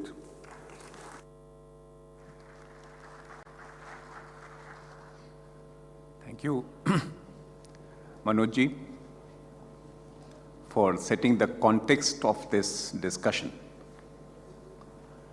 This discussion is very important. Whatever Honorable Minister said,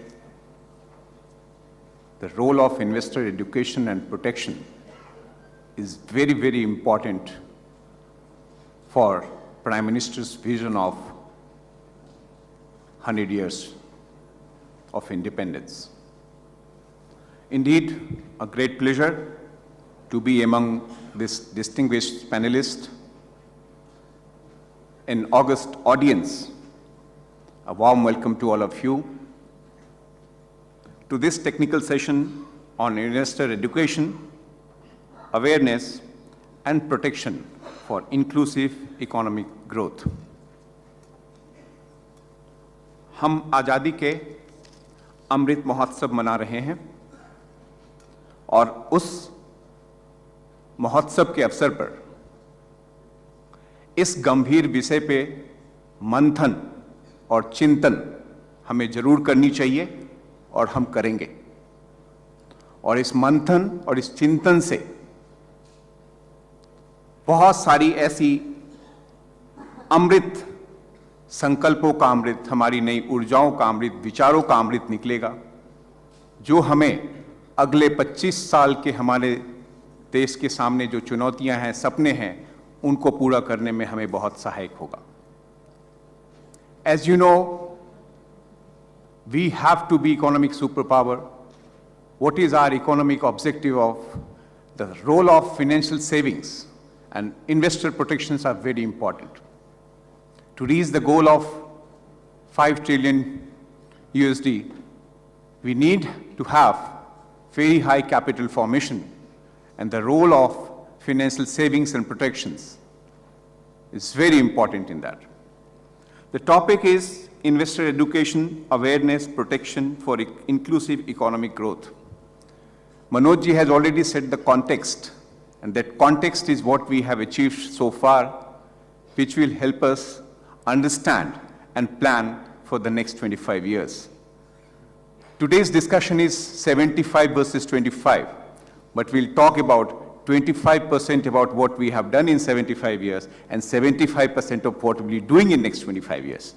That is important because we have to look ahead. Book value is right, but intrinsic worth is more important than book value. So there are 3 concepts in this topic. One is investor education, awareness. There are many connotations. We start with awareness, education, right? Education, then it goes to empowerment. The time has come that we should move from investor awareness to investor empowerment. And what is investor education? It's just creating those abilities in our investors to take financial decision. We have to make them enabled to take that decision. And protection is creating an ecosystem to protect the interest of investors in the world of information asymmetry, especially in the financial world, right? We need someone to take care. And inclusive growth is economic growth that is distributed fairly across society and creates opportunities for all. Generally, it is said that educated investor is a protected investor, but we'll add one more line here.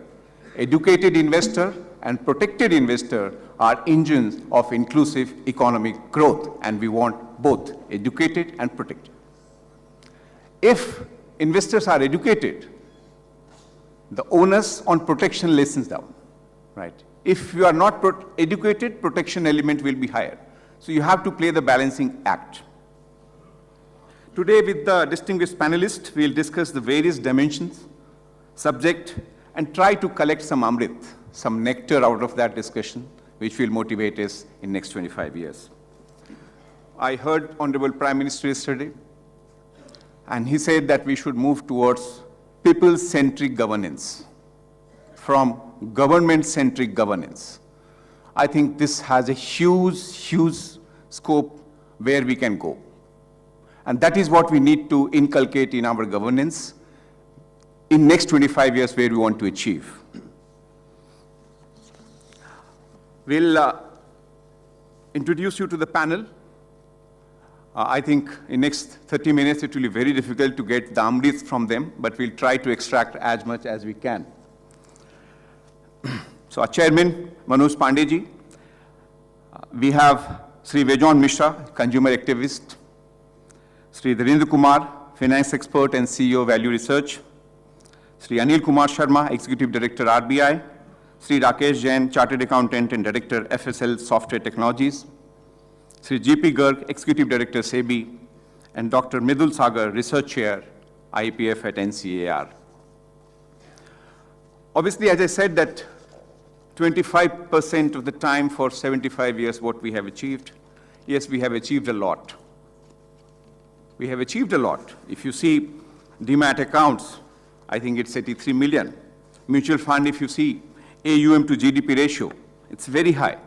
Life insurance penetration has gone up. But have we achieved our potential? Probably no. We deserve much more than what we have achieved in last so many years, right? So we have to move to the next level.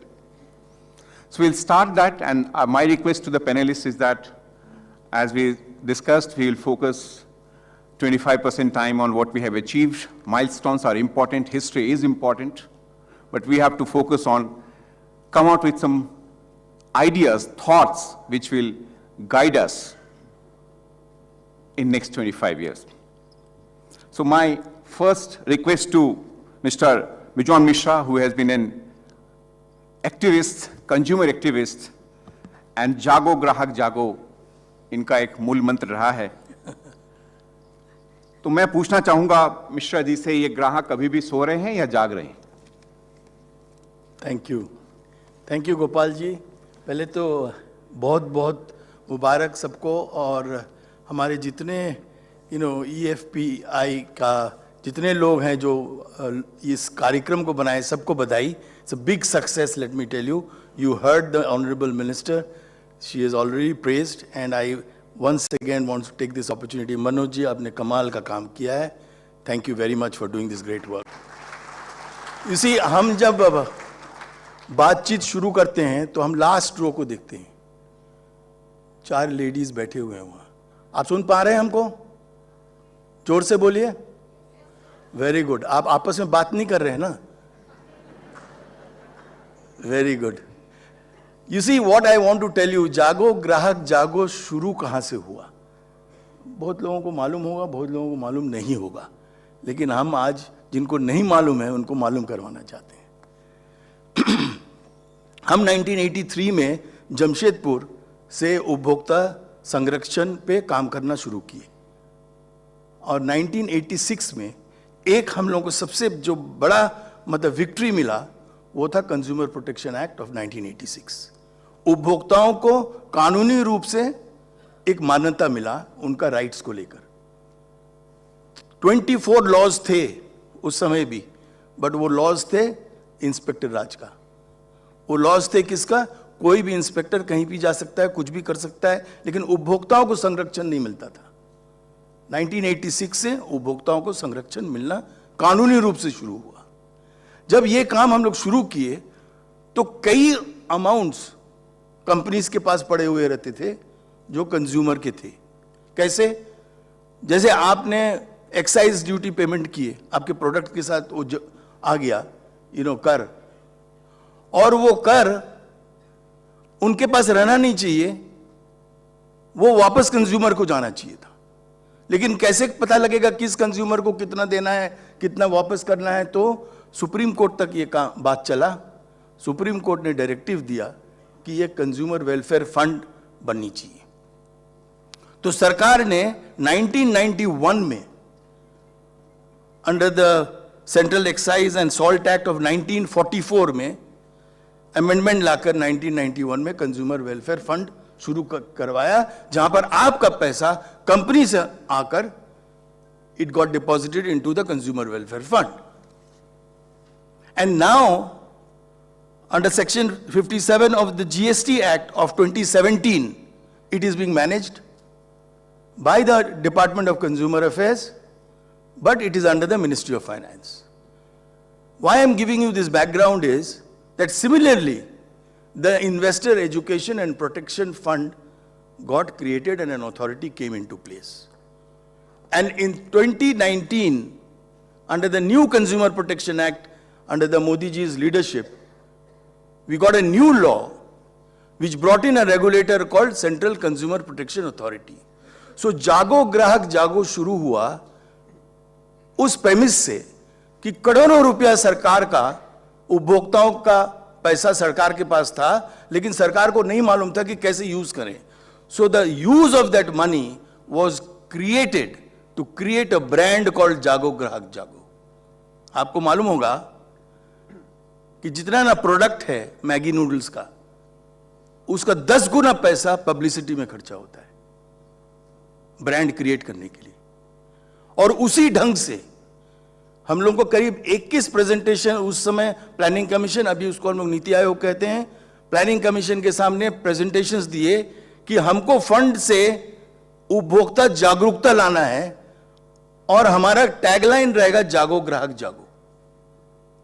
और 100 करोड़ हर साल repeatedly खर्चा होते गया। और आज आपको मालूम होगा कि हम यदि 10 लोगों से पूछते हैं उपभोक्ता संरक्षण के बारे में, आपका राइट्स के बारे में आपको मालूम है, तो उसमें से 8 लोग बोलते हैं हाँ। पहले था 10 से पूछिए 2 बोलेंगे हमको उपभोक्ता का मालूम नहीं है अधिकार क्या है। तो हम केवल इतना ही कहना चाह रहे हैं कि the first 75 years of our journey was created to create a brand called Jago Grahak Jago. And that brand needs a lot of investment. Let me tell you, like we are trying to do under the Investor Protection Fund. We are creating a brand now. What is that brand? That brand is saying that if you have your money and it is lying unclaimed, I will give it back to you. As Manoj ji said, if you are a victim of Ponzi scheme, come and tell us. So this is what, the whole history of Jago Grahak Jago is. Today it is almost again going back to sleep, but we are constantly trying to wake it up as and when we can, in whatever manner we can. Thank you sir. Sir एक question इससे related है कि कब ऐसा वक्त आएगा जब हम कहेंगे ग्राहक से, ग्राहक आपने इन्वेस्ट कर दिया, आप सो जाओ, हम आपके लिए जगह। एक्सीलेंट, एक्सीलेंट, बहुत ही अच्छा। यही हम अमृत काल के बारे में बताना चाह रहे थे। अब हम लोग अमृत काल पे जा रहे हैं। अमृत काल में क्या होना चाहिए? There has to be a strong surveillance mechanism. आपको चिंता नहीं करना है, आपको केवल एक जगह से पूछना है। यदि किसी ने भी आपको फोन किया कि ये प्रोडक्ट खरीदीजिए, इसमें आपको बहुत अच्छा रिटर्न मिलेंगे, फलाना ठिकाना, आपको सेल करेंगे, मिसलीडिंग डिसेप्टिव मार्केटिंग करेंगे, एडवर्टाइजमेंट करेंगे, केवल एक ही जगह पे जाइए, वो है इन्वेस्टर प्रोटेक्शन फंड के। हम लोग एक टैगलाइन निकालेंगे, इसके बारे में हम लोग बात करेंगे मनोज जी से अलग से, लेकिन टैगलाइन एक जरूर निकालेंगे। एक ब्रांड क्रिएट करेंगे। वो ब्रांड होगा कि आप केवल उनसे पूछिए और आप सुरक्षित हो। And that can come through a good surveillance mechanism, a mechanism which is going to be 24/7 awake, like what I learned from the Citibank. Citi never sleeps.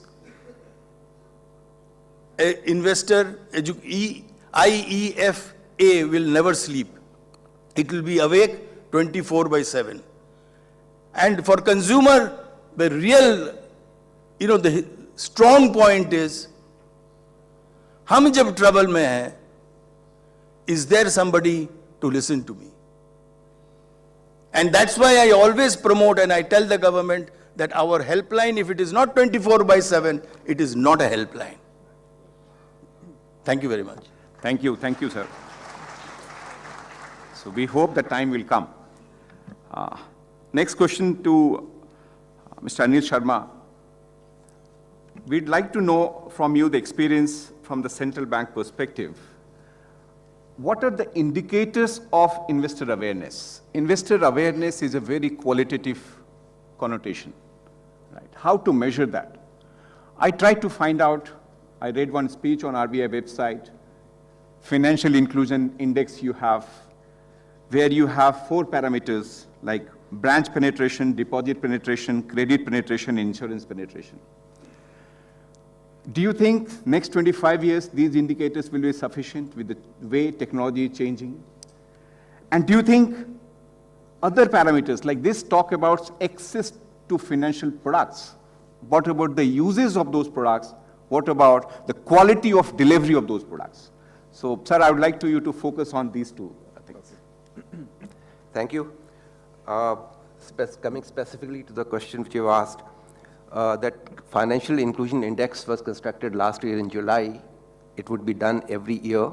So this July we'll come out with the second iteration of that index. But it doesn't have 4 parameters as you indicated. There are 97 parameters.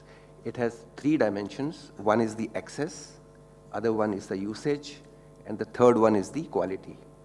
So usage itself has around 50 odd parameters, and similarly for the access and the quality also. And this year, when we are doing a review of that after 1 year of operation, we'll be adding a few things and we'll be fine-tuning it, a few parameters. And if you have seen the index values, they are 73. If the maximum value is 100, then on access we are 73. And on usage we are around 53, 54, and similarly on quality we are around 50. So as we can see, on access, making financial services available to the people at large, we have done reasonably well. You can go back to priority sector lending, agriculture, small trade, etc., lead bank scheme, and self-help groups, and small accounts, and digital payments, etc. We've come a long way. That's why we stand at 73 in excess. And that doesn't mean only by banking services. It includes the other financial products, for example, insurance and pension as well. But as you can see from the index value, usage and quality is lagging behind a bit, and it is there going forward. We will have to do heavy lifting going forward. And I'm sure that having addressed largely the access element, we will be focusing more on the usage and quality. So if any particular aspect you want to focus or want me to focus on, then... I think usage is important to understand. So okay. I would like you to elaborate on the uses. Okay. Like, for example, if ATMs have been set up, then that is an infrastructure which is available.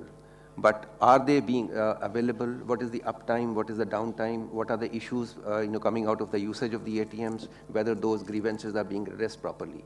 Because if the grievance redressal is taken properly, then the usage will be, it will be higher. Similarly, the quality, and this has an element of quality also. For example, we have ATMs and we have banking outlets and we have BCs. But if you see, forget the country, if you see within the state, let's say take any example, any state which is advanced, let's say Maharashtra, it's comparatively advanced state. But the situation in terms of the availability of infrastructure is not the same in Western Maharashtra and Eastern Maharashtra. Similarly for Rajasthan, for example, the Western Rajasthan has a different availability parameters vis-a-vis the Eastern Rajasthan. And similarly it goes northeast, east and other areas. So that element of differences in the availability of the infrastructure at the district level, we have gone to the district level for getting this quality parameters. That has been factored into the quality component, and that is factored into the measurement of the quality. Any specific suggestion you have how to improve it further in next 25 years? What would be your advice on that? See, improvement would be if people are going to find the infrastructure reliable, ATMs work, banking outlets are available, BCs are delivering, and they are delivering the quality service, the usage will go up. If the digital payments are, making it convenient and easy for people to do transactions, they are going to use more and more. And if there are any grievances which are coming out of such usage, if they are addressed properly, people are going to get confidence and they're going to come back even if there are a few mistakes here and there. So that is where the driving will have to take place. Right. Thank you, sir. Next question for Mr. Dhirendra Kumar. You have been an expert on the subject. What other factors you think can be added to the awareness benchmarking? Some of the factors which generally we read in newspapers is that still our financial savings is down and our savings is a lot on physical assets, right? And probably the awareness and education take us to the financial savings, our investment in the financial products. So can it be a factor? Should it be a factor? Because ultimately education should take you to the next level of investment. That is one. Second is that one of the challenges in the market, in the consumer mind, has been their risk and returns are not aligned. They always see return, right? And return overshadow their risk, understanding of the risk. So how should we really align the risk and return and communicate to the consumer, to the investor at large, that you have to think about risk and return together, not just return? The financial landscape has changed quite dramatically. The risk and return, it is very difficult to relate to it for an individual simply because return is measurable. It is quantifiable. You exactly know that you'll get 8%, 7.7% or 7.3% in this scheme, that scheme. Post facto, you can measure it for the index, for the stock, for a mutual fund. But and risk visits you once in a while, and risk visits you once in a while, and it hits you very hard. And till it hits you, you don't know what the risk is, because it's almost like you are normally averse to wearing a helmet because it creates discomfort. Only once in a while you get a feel that, okay, this guy actually had, met with a calamity simply because of this stupid thing, one small thing. So, risk has to be appreciated that way. And there is a reason why people don't understand this. Historically, India is a fixed income country. Historically, and there is a reason for it. Till the 90s, in fact, I just think of the way the market has changed ever since I've been looking at the market, or the way our market environment has changed. If somebody gets up, today, who died in 1990, and comes and sees that, okay, this is our stock market, he will find that, okay, all the new thing that has come up, the stock exchanges, in the current form, they did not exist before. The dematerialization, people are not sitting underneath a tree and actually talking of the Badla system. That is the system we had. 40% of the securities that were delivered to people used to be bad, bad deliveries. So when you look at the changing complexion, so on that count, I think we have traveled a long way.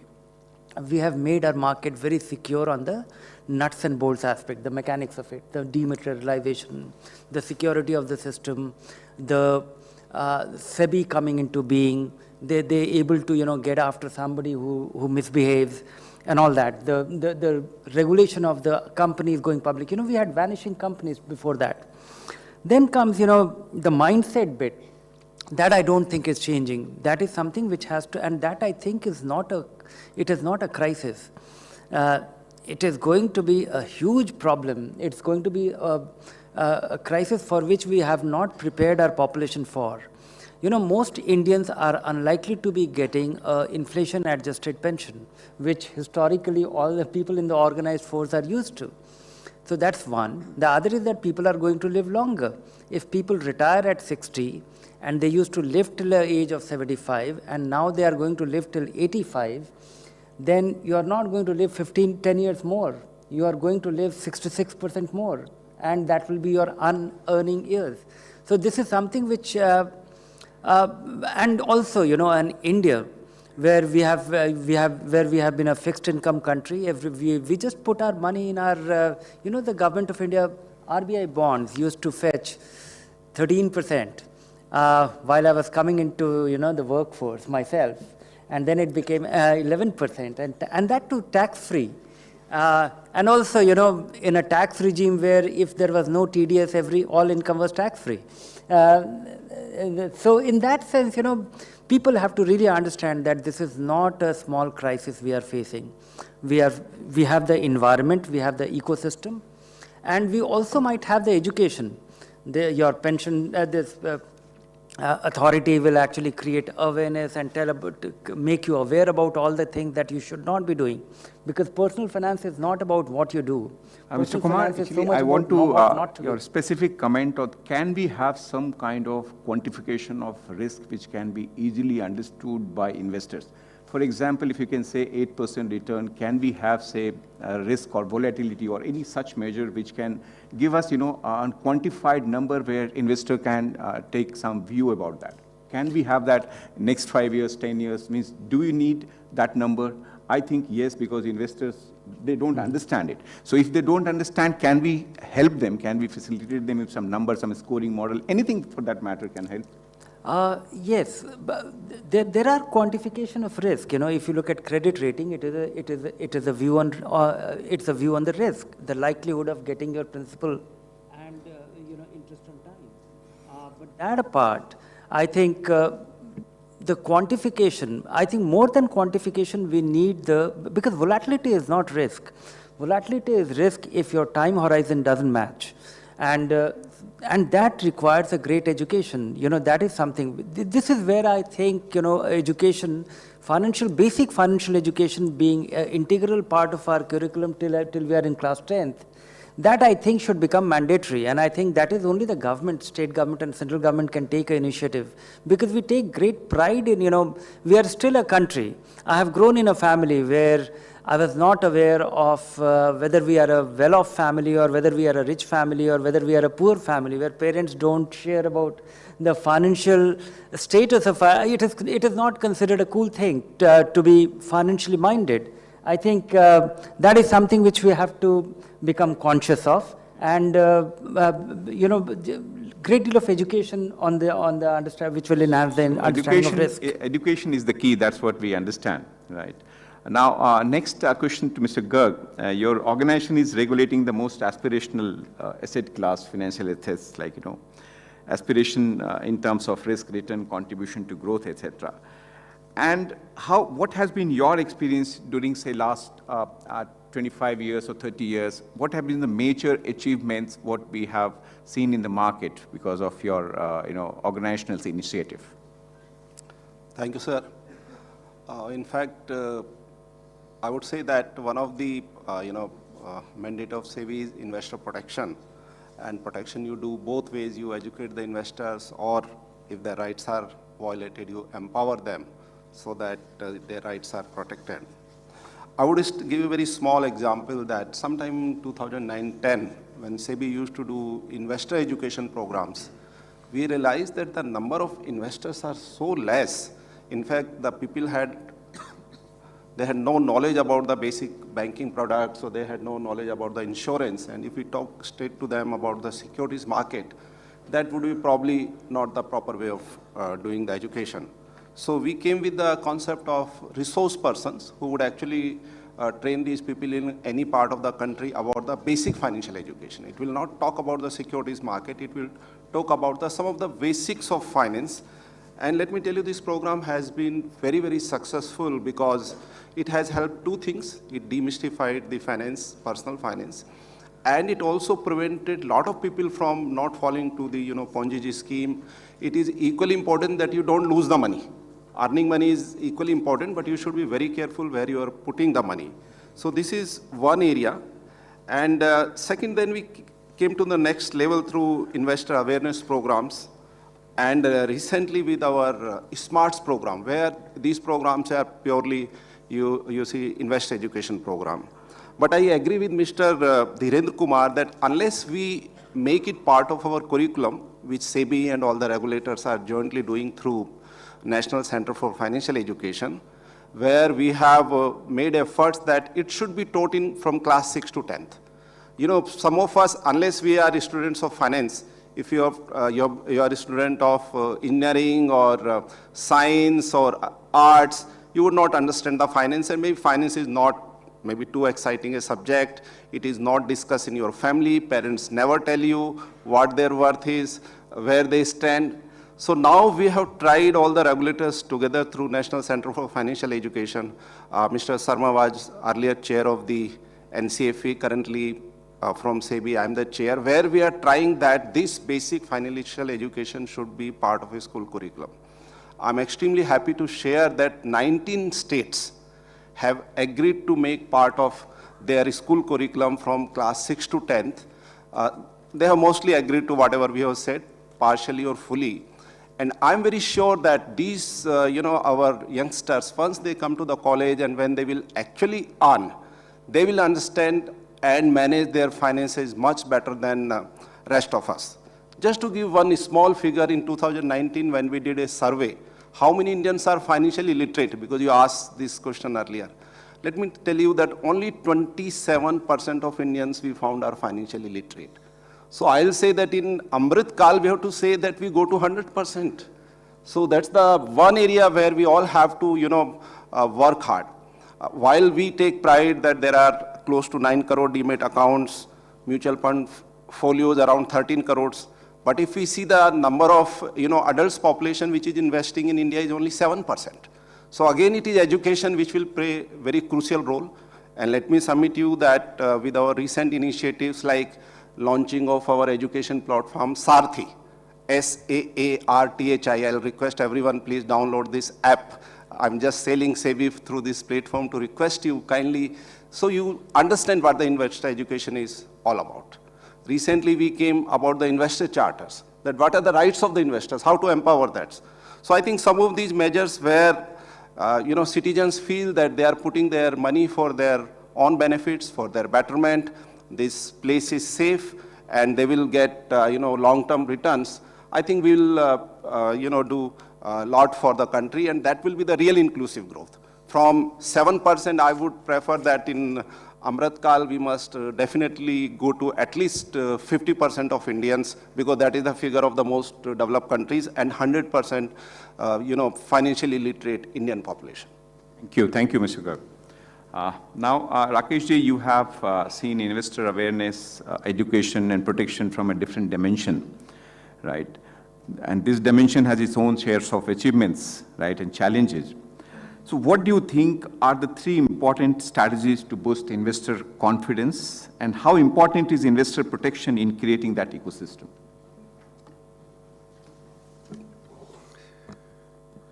Thank you, Gopalji. It's an excellent question about investors' confidence. You see, in your statement, you have said that educated and protected investors are the engine of inclusive economic growth of the country. Now, it's a very important statement, and I think we must understand that education and protection goes hand in hand to get you the investor parameters which you are looking for. If I talk about past, I think in the last 10 years, various agencies have been working on, besides investor education, IPFA, SEBI, stock exchanges, mutual funds, in investor education, and I think today, the degree of investor education is fairly good. And people are conscious of the Ponzi scheme. They are conscious of the fact that in case they are getting extensive returns or very extraordinary returns, that means there's something wrong. Something is missing. So with education being in place, what I personally feel is that protection part has to be little more. Little more in the sense that what is happening is that investor should take very informed decision, which he is learning by education as well as by awareness programs. And the very fact what Garg Sahab has mentioned, that now 19 states have really agreed to bring this financial education into their curriculum, itself is a very major step, which will lead to, again, better education. When we talk about protection, protection is to be looked at from 2 angles.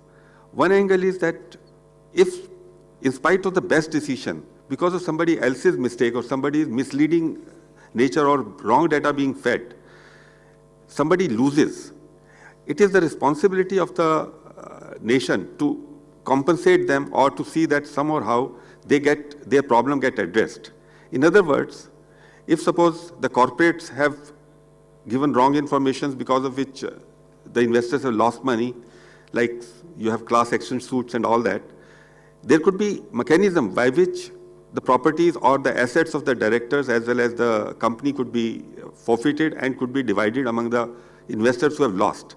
So once investors will start seeing that if they lose for any reason, not of their fault, not because of lack of knowledge, but even after exercising due diligence, if they lose, there is some mechanism which is available.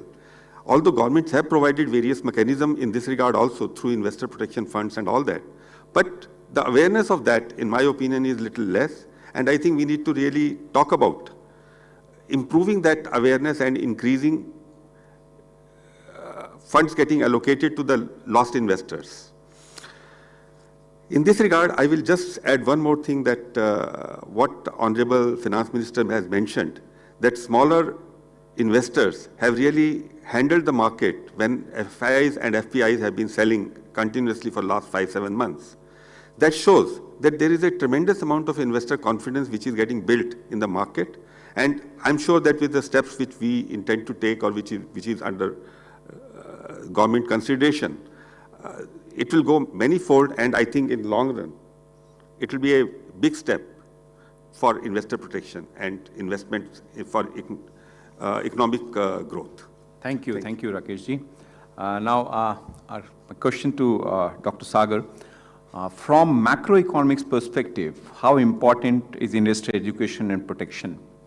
And second question is that how investor protection guidelines need to be aligned to the changing business and distribution model of financial services provider? Thank you, Gopal. Both very interesting questions. And I think why from the macro point of view, investor education is important is obviously because if we want to wish the economy to grow faster, you need more savings, you need more capital formation, you need deepening of financial markets. And that cannot come about unless we have a reasonable framework for investor protection. We are celebrating 75 years of independence, and I think I must also compliment the IEPFA as well as the Ministry of Corporate Affairs, the regulators here, for setting a very good environment for investor protection. I think the Indian markets are pretty much on par with the advanced economies financial markets. We just have to make a little more nudge and we would be there in a big fashion. When I look at the macro data, I mean, I recall that during the 1950 and 51, or maybe 50 to 55 if you see, our saving rate was in single digits. Like the gross domestic saving as a percentage of GDP hovered around, on an average basis, around 9.5%. Now that number has grown.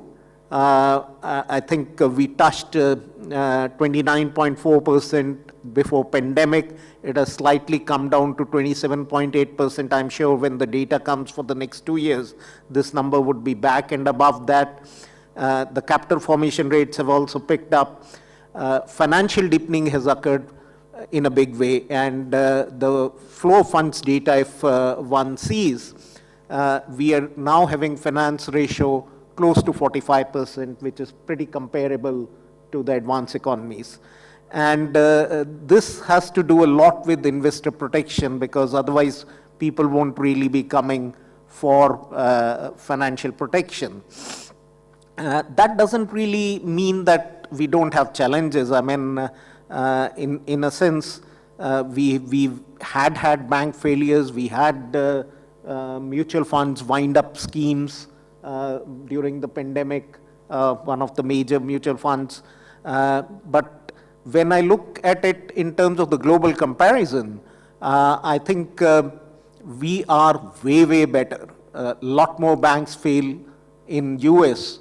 The Fed number would be close to like 10 or 15 in a year, and smaller companies also fail there. There is this interesting angle of the corporates. While most corporates are contributing to our growth environment in a very positive way, you would find odd corporate owners actually, I can use a technical term called looting. Looting actually is in economics a very technical term, which comes out of works of two Nobel laureates, George Akerlof and Paul Romer.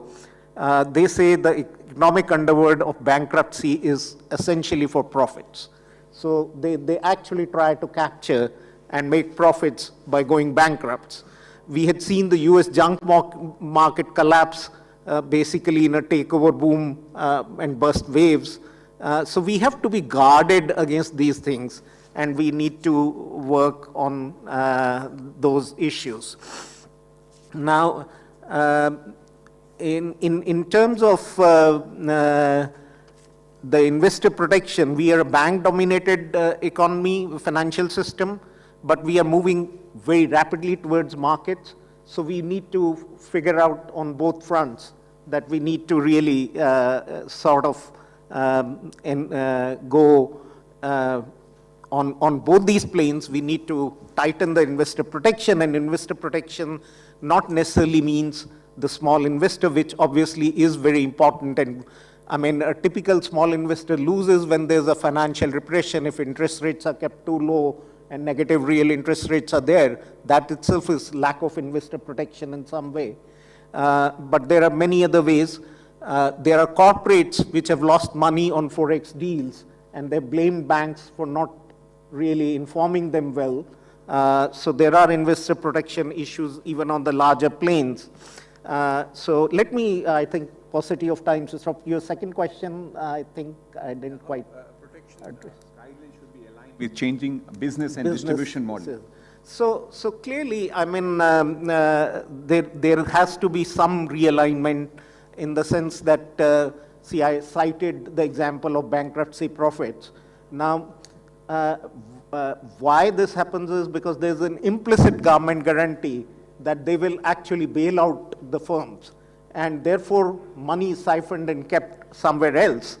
And with changing environment, I mean, the FRDI bill, which we couldn't run through, probably in some form we can rethink about sort of insolvency framework for financial institutions. Similarly, on the digital space, with so much of things happening on the digital space, I think we need to move very fast and do a lot of work there. Even the data protection is investor protection, essentially, where Reserve Bank has been doing a lot of work, and despite tremendous pressures, it really withstood those pressures and said that data protection is very important. The owner of the data should have the democratic rights, and that's what really helped. So I will stop here and maybe. Thank you. Thank you very much, sir.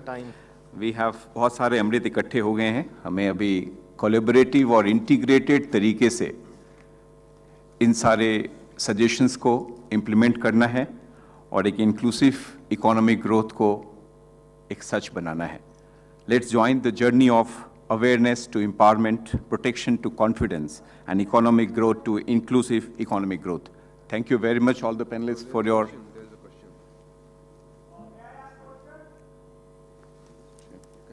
Yeah, please.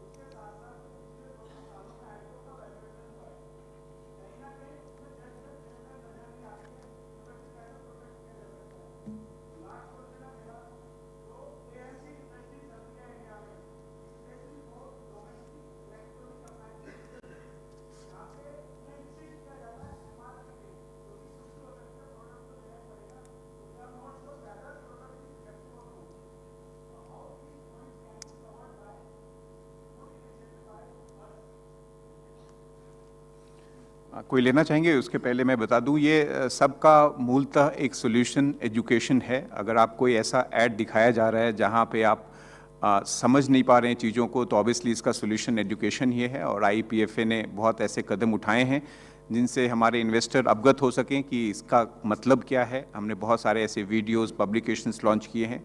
But ये एक सतत journey है, ये यात्रा है। Investor education एक दिन का सब्जेक्ट नहीं है। हमें अपनी रिस्पॉन्सिबिलिटी को समझना होगा। ऑब्वियसली यहाँ पे रेगुलेटर, डेवलपमेंट अथॉरिटी हैं, बट हमें इन्वेस्टर की भी कुछ रिस्पॉन्सिबिलिटी है और हम इन्हें इस रिस्पॉन्सिबिलिटी से बहुत सारे माध्यम से अवगत करा रहे हैं और कराएंगे। आई जस्ट वांट टू या प्लीज। बहुत बहुत धन्यवाद कि आपने ये बात उठाया है। ये बहुत ही अहम बात आपने उठाया है। हम इसलिए कह रहे थे कि, और I am sure Manoj ji इसका भी ध्यान देंगे आगे चलकर। हम लोग जो सर्वेलेंस मैकेनिज्म हम प्रपोज किए हैं उसमें आपका भ्रामक विज्ञापन के अगेंस्ट में भी हम लोग कार्रवाई तुरंत से शुरू करेंगे, ताकि उस ढंग के विज्ञापन जल्दी से जल्दी उतारा जाए, मार्केट में ना रहे। ये सारे जो आप कहें बहुत इम्पोर्टेंट है, हम लोग जरूर इस पर ध्यान देंगे। Anyone more?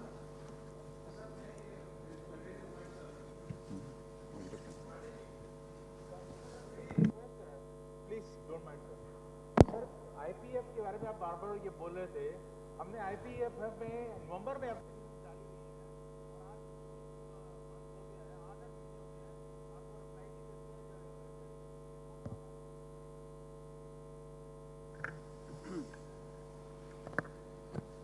नहीं, आप जो प्रक्रिया है, आप अवगत होंगे प्रक्रिया से। प्रोसेस कुछ ऐसा है कि अगर आपने सारे डॉक्यूमेंट सबमिट कर दिए हैं और कंपनीज ने वेरिफिकेशन रिपोर्ट सबमिट कर दिया है, तब तो कोई परेशानी नहीं है। कभी कभी क्या होता है कि आपके या तो डॉक्यूमेंटेशन में कुछ कमी रहती है और कंपनीज उनको वेरीफाई नहीं करती हैं टाइम से, और जब डॉक्यूमेंटेशन की कमी रहती है तो वो समस्या खड़ी होती है। लेकिन आप जो कह रहे हैं वो उसी परेशानी को देखते हुए हम लोगों ने प्रोसेस को सिंप्लीफाई करने की कोशिश की। अपने क्लेम को ट्रैक करने के लिए आप हमारे वेबसाइट पे देख सकते हैं। हाँ, ये मैं मानता हूँ कि इस प्रोसेस को और फास्टर और क्विकर किया जा सकता है। उस प्रोसेस में हमारे बोर्ड के जो मेंबर्स हैं वो भी हमें सुझाव देते हैं और उस सुझाव को मानते भी हैं हम लोग। कई कंपनीज को हमने लिखा भी कि आप अतिशीघ्र आप हमें डॉक्यूमेंटेशन कंप्लीट करें जिससे हम इन्वेस्टर्स को क्लेम सेटल कर पाएँ। हमारा काम है इन्वेस्टर को वापस करना जितना जल्दी हो, वही हमारे परफॉर्मेंस के का क्राइटेरिया का भी मेजरमेंट है। और हमने कहा है कि अगर सारे डॉक्यूमेंटेशन कंप्लीट हो तो within 60 days we will return back, and that we are doing, and we take feedback from the respective sub groups in our authority. But yes, point well taken. Authority को और जल्दी expedite करना चाहिए और हमें शीघ्र अतिशीघ्र सभी का निष्पादन भी करना चाहिए।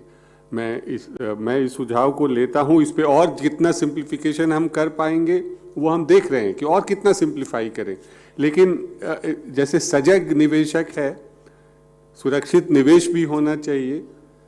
तो कई बार हम लोगों ने ऐसा भी देखा कि एक क्लेमेंट जिसने कहा कि मैं ही वो क्लेमेंट हूँ, सही डॉक्यूमेंटेशन मेरा है, पैन नंबर है, आधार नंबर है, और जब वो कंपनी ने उसको वेरीफाई भी कर दिया कि हाँ यही आदमी है, जब शेयर लौटाने की बात आई तो एक काउंटर क्लेम भी आ गया हमारे पास कि हमारे पैन को फोर्ज कर दिया गया, हमारे आधार कार्ड को फोर्ज कर दिया गया और हमारे शेयर को दूसरे क्लेमेंट क्लेम कर रहे हैं।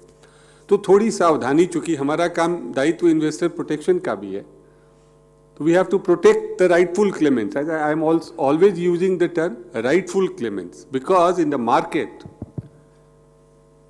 सजग निवेशक को ये भी देखना है कि हमारे शेयर को कोई और तो नहीं ले रहा है।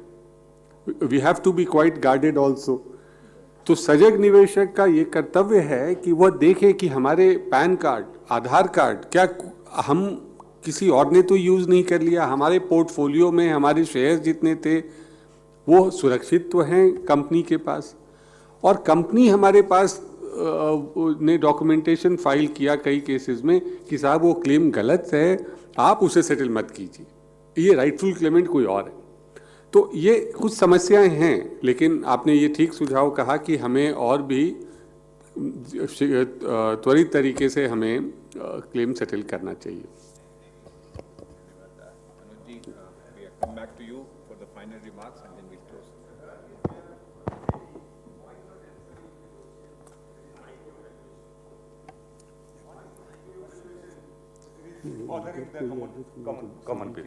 Thank you sir.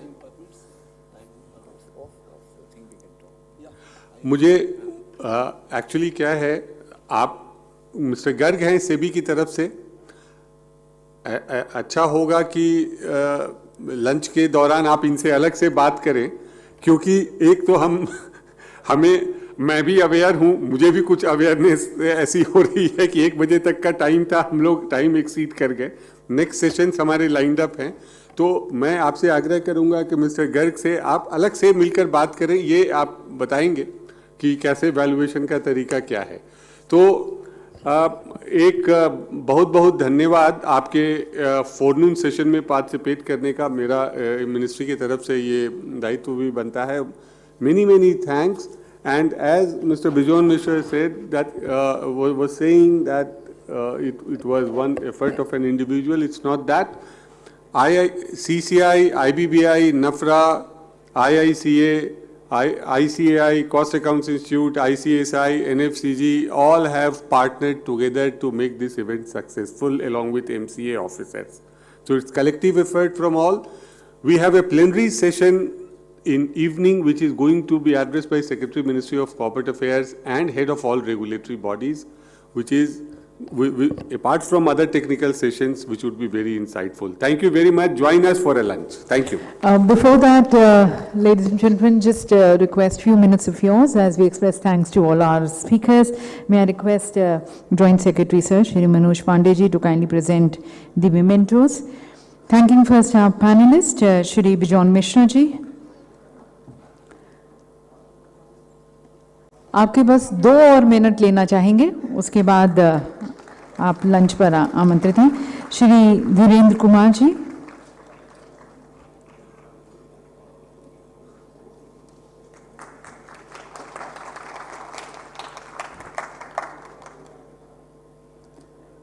Thanking Shri Dhirendra Kumar.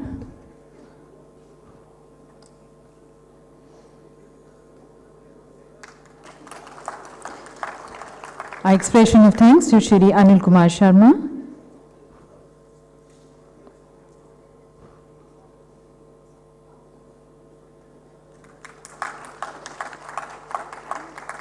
Shri Rakesh Jain.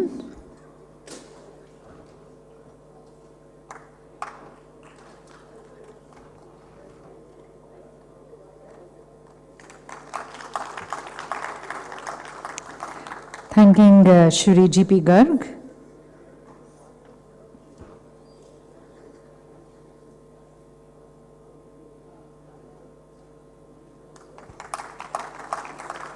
Our expression of gratitude and thanks to Dr. Mridul Saggar.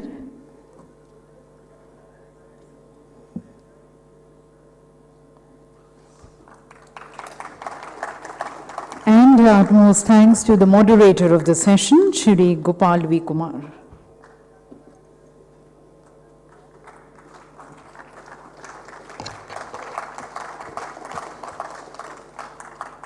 We'll close with a group photograph और विशेष रूप से आप सभी का भी बहुत बहुत धन्यवाद इस चर्चा में भाग लेने का। हमारा 40 मिनट का लंच हम थोड़ा सा शॉर्टन कर रहे हैं क्योंकि हमारे टेक्निकल सेशंस भी हैं, 4 टेक्निकल सेशंस और प्लेनरी सेशन। तो आपसे निवेदन है कि 2:10 पर या 2:05 पर यदि आप यहाँ पर अपनी सीट्स वापस ले लें तो हम अपना next technical session Okay, let us make it, if you can make it by 2 o'clock.